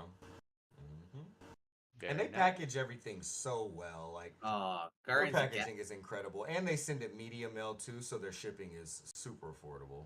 Nice. We Live hardcover, $25. Yep. Yeah, I heard you there, Vinkman. I heard you talking about the Bendis Guardians. No, I didn't see anything about Bendis Guardians. I just said there's a Oh, Guardians book now. Yeah, well, it's the Bendis Guardians. Yeah. Wow, this is Such a expensive. great cover. $25. But $25, yeah. I mean, it's 7 issues though. yeah, That's true. One more Like- issue than the standard trade. That's still value, and it's actually part of the story. It's not some backup. No, story I'm just or saying something it's. that doesn't I'm make used to the Image trades. This is one of those things like about perceived value versus Image trades. Usually, like the first volumes were $9.99. That was like their. Bro, they haven't been doing that for like 4 or 5 years now. No, that's not Like, true. That stopped a long time ago. damn. No, that. What was I? At They the very did allow least, them the trades, the typical price of the trade after the $9.99 was $14.99. So that's a $10 jump. They're That's doing on. $16.99 for trades now, and that's 192 pages, sir. Yeah, I'm not saying it. Look, I know you're a big fan. I'm a big fan of it too. I'm not even I talking got about fan. You sticker can take shock. his name off. $25 take for a it- soft cover. I get it. But you can take his name off of it. 192 pages. Let me this comparison. Layla Starr here's deluxe hardcover, $29.99. Mm-hmm. That's But it ain't how many pages? I think it's 144. So 50 less pages. Yeah. Yeah, 50 less pages. Still.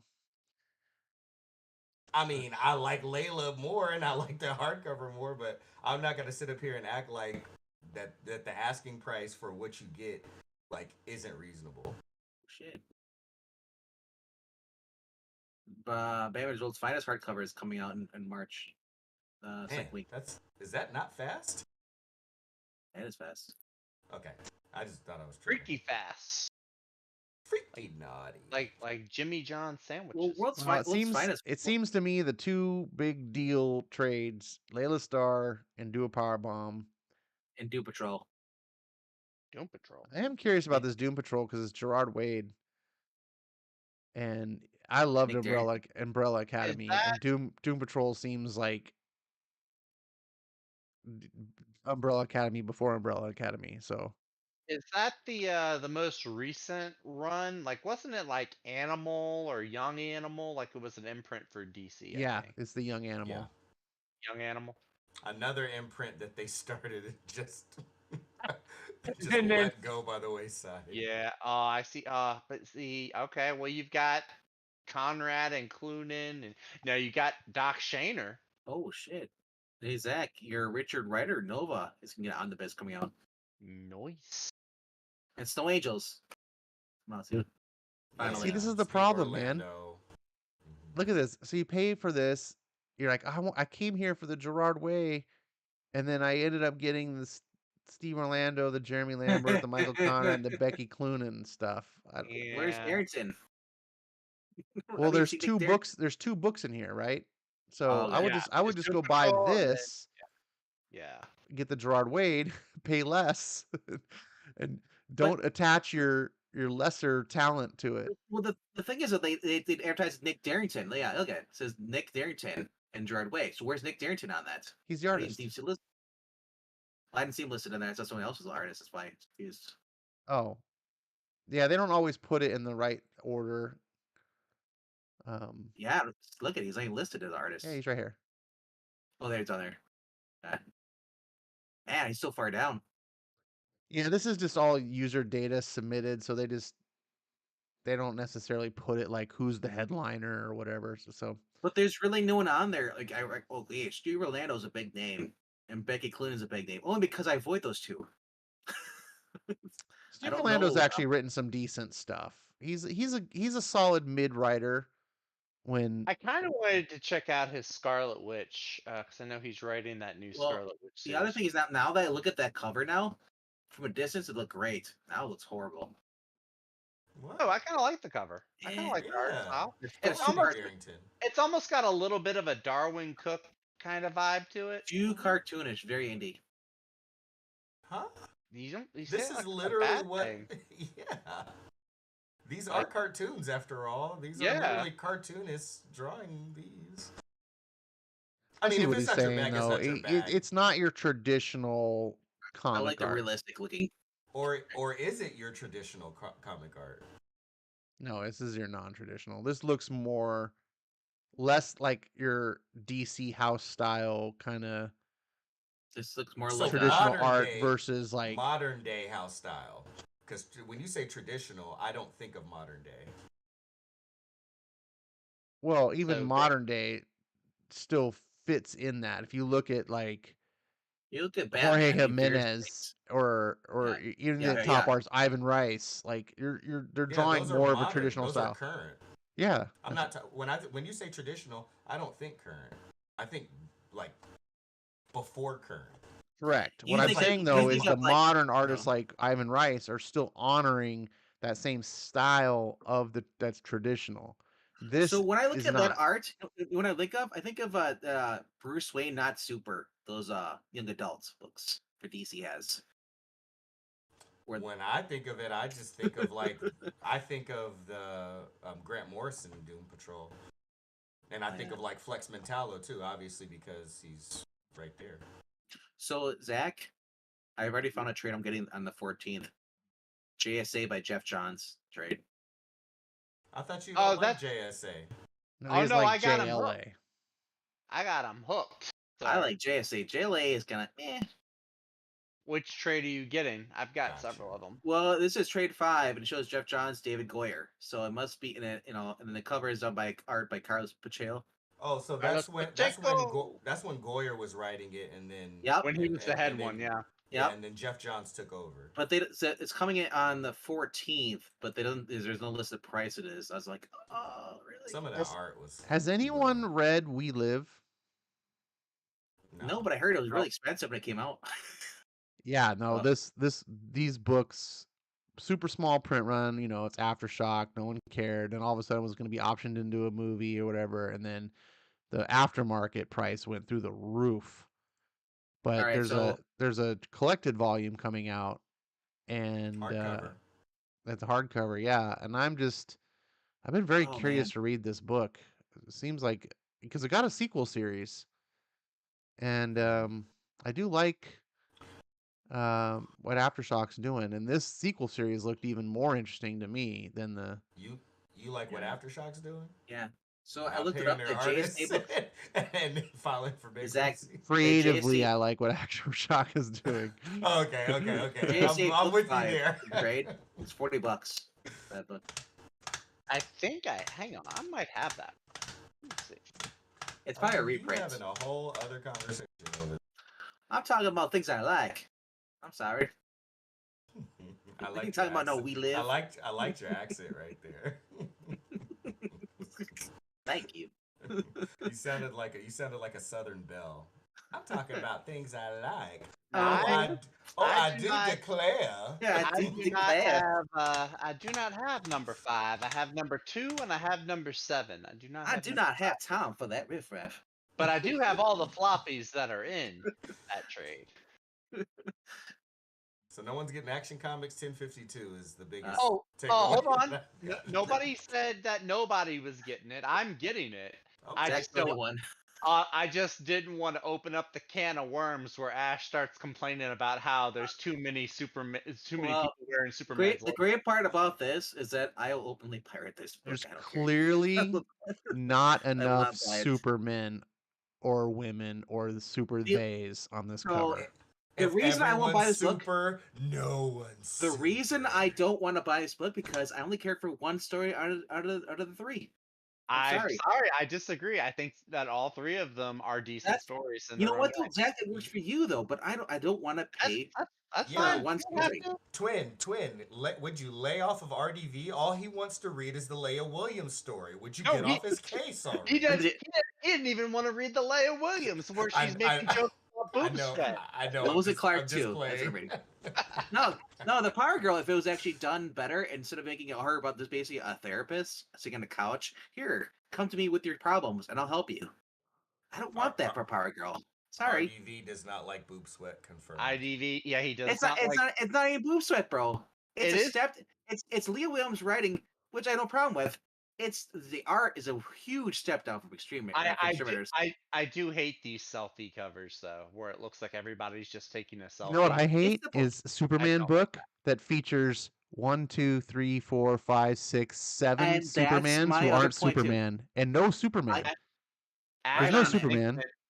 Ash and Venkman hate families. Confirmed. No, no, Where's no, Superman? no. There's 7 people here who aren't Superman, but they're wearing his Uh, symbol. Hey, Zach. What? If I hated families, I wouldn't be reading the young version of John Kent with his parents. by I Dan know. Jurgens. Well, all right, but this is just a bigger family. No, that's like- that's like that's making- like It's that's like an- you like Fast and Furious 1. why but you why won't is she watch wearing Fast- why is Steele's daughter wearing a Superman emblem? She's not an L. I think it's his niece, but I I don't understand. care. She shouldn't be wearing a Superman thing. Well, Sorry. Why not? why not? Why? The Well, re- no, by no, no, that- the reason by the reason that logic, symbol of by listen, that logic, should Steel be wearing the not Superman anymore. shield? Not that he's back alive again. No, when they first died, Seal took it as a honor of Superman by wearing the crest. Yeah. But now that he's alive, they shouldn't be wearing the crest. So by your logic, Wally West shouldn't be wearing the Flash costume since Barry came back. No, they should kill up Barry.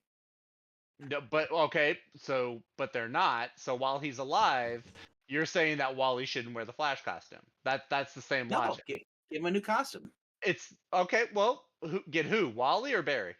Give Wally a new costume. Kill All Barry off. I'm all for a new costume. Look, I'm all for it too, but I'm just saying that going by the logic he presented with Steel, by that same logic, then he would be having to say the same thing about Wally. And also, by that logic, Crypto should not be wearing a Superman. No, S. Crypto should not. Bad boy. Hey, That- hey, you that leave Crypto. Crypto alone. He is That a good Crypto. boy. Down boy. Streaky is the I'll- bad one here. No. I'm sorry, but Streaky is more important than Crypto any day. Streaky is a menace. All these characters should die except for this guy in the background. Wow, he just Nah, kill him adopted too. those No, two but kids. I when it comes to Superman though, I prefer him without having a kid at all. It's just him and Lois. Okay, Sorry. Dan Didio. Yeah, I was about to Dan say that Didio has sounded like entered the chat. that. You know what that sounded like to me? That almost sounded like Marvel when they broke up Peter Parker and Mary Jane. Like, oh, we don't need them to have a daughter. We don't need that family. Let's go ahead and split them up. Time to First of call all, RDV Casada. No. Hold on. I'm gonna start calling Marvel- you Junkyard Joe Casada. Marvel created an alternate universe or another universe for that version, but they didn't break her up until One More Day. That's much later. That was a way different. That was like a 10-year difference, bro. And no, the reason I like Post Crisis because if you have a small cast, And when you can't put be too many, saying that. It's 3:00 in the morning for me. I can't. I can be saying that because when you have too many characters in a comic book, they just become pointless. I agree. That's why I don't read Flash. To be fair, I will say, well, now you're just gonna open up a whole other can of worms. To be fair, I will say this: there are too many characters on the cover because one of the things I think about modern comic book covers, they need to reflect what and who is in the book. You got probably half the characters on that are not in this book. You've got So why are they on the Clark- cover then? exactly that. Well, that's what I'm saying. It's You like you stupid got too Henry. many. You need to. Are you need to sure figure they're not in thing. this book? Because there's like 3 different stories in this, isn't there? Yeah, they Yeah, are. They are. One story. Okay, I think Steele's daughter could stay. Clark definitely can stay. Where's John Power Girl? Kent. Yeah, there's no Power Girl. She's one of the 3 stories centers on Power her. Girl, young John Kent, Yeah, and then and Superman. then Clark, and There maybe shouldn't be anyone Steele. else. Yeah, she doesn't have an S on her chest. So. No, yeah, She's got her chest on her chest. She took it off because she wanted to be respectful. What was one of the She took it times- off because she wanted to sell comics. There you go. They gave some explanation at some point, like back in the 2000s, like there was an S on it, but she ripped it off because she didn't feel worthy yet to wear the shield. I was like, okay, that's kind of a lame-o reasoning for it. I prefer the boob ventilation explanation. I heard that she's got a tramp stamp with the S symbol on it. Hey man, make it so. Like I said, my point is, I don't need to have all these characters on the cover. Especially, it's in the clickbait cover. If they're not even in the book, why are they on the cover? Also, if you're gonna do a story, I don't need to have 40 Supermen. True. But what if you do need to have 40 Supermen? Then that would be the War of the Superman book, which they did a long time ago. Can we just The go whole back in event? time and save Krypton, and then we can just have like a whole planet of Supermen? No, Ash, because if everyone's Oh my gosh. Superman, Then then no one's one is. Superman. Can This we is just get lame. This is so Can we- lame. I understand there's probably some talented my people gosh. involved in this book, but aside Oh, from the all 3 talent writers. involved in the You know what we book, should do? You know what we should do? We should have John Kent versus his dad, and he's saying, "Think, think, John, think." He's slapping him, and then here comes the rest of the Kryptonians, the invade Earth. Look, you got Philip Kennedy Johnson, whose War World saga was really good. You got Dan Jurgens. I mean, what else do you need me to say? And Leah Williams can be an entertaining writer if editorial gets off her back and just lets her That's the do thing. what she This wants to do. story didn't feel like a Lee Williams story. It felt like a censored Lee Williams story. But the art on all of these has been good. Shout out to Betty Brightweiser, one of the best colorists in my opinion out there. so what you're saying is you know, Leah like- Williams can write good stories when she's writing about drunk women just living Yes. life on the town. Yes. Well, Yes. first of all, they weren't drunk the whole entire series. I was, but 110%. just most of it. So probably not the person you would want writing a Superman book. well, no, she's writing Power Girl, Power Girl. not Super. Lee not Williams should Superman have her Power. own book called Power Girl, and should be Yeah. the style of the 2009 series. Listen, if we're gonna go by this modern day 2023 expectation, like you can only write heroes who look like you, there's nobody better qualified to write Power Girl than Leah No, Wade. seriously, I want bring in Carlos Pacheco, do it in the style of the 2009 of can't- Power Girl. Isn't Carlos Pacheco dead? Yes, Is he he? just passed Oh. away. Yeah, he died. Only if she gives Power Girl blue hair. Wait, sorry. Is it Carlos Gomez, the one that's writing Terminators or drawing Terminators? Who's the one that artist? Oh, let me see. I got it here next. Yeah, I think it was. He's also working on with Stephanie Phillips on the Roman Gambit. I was about to say, why are you dissing Pacheco like that? No, man? no, I got confused. Man, I can't help it. I'm like Angleton. They're all the same, right? Ah, Just kidding. that's only if their first name is Tim. Oh, Skips like I'm out of here. I'm leaving now. I hate this so much. No. I'm so I know. happy Well, to not you give know, DC any money.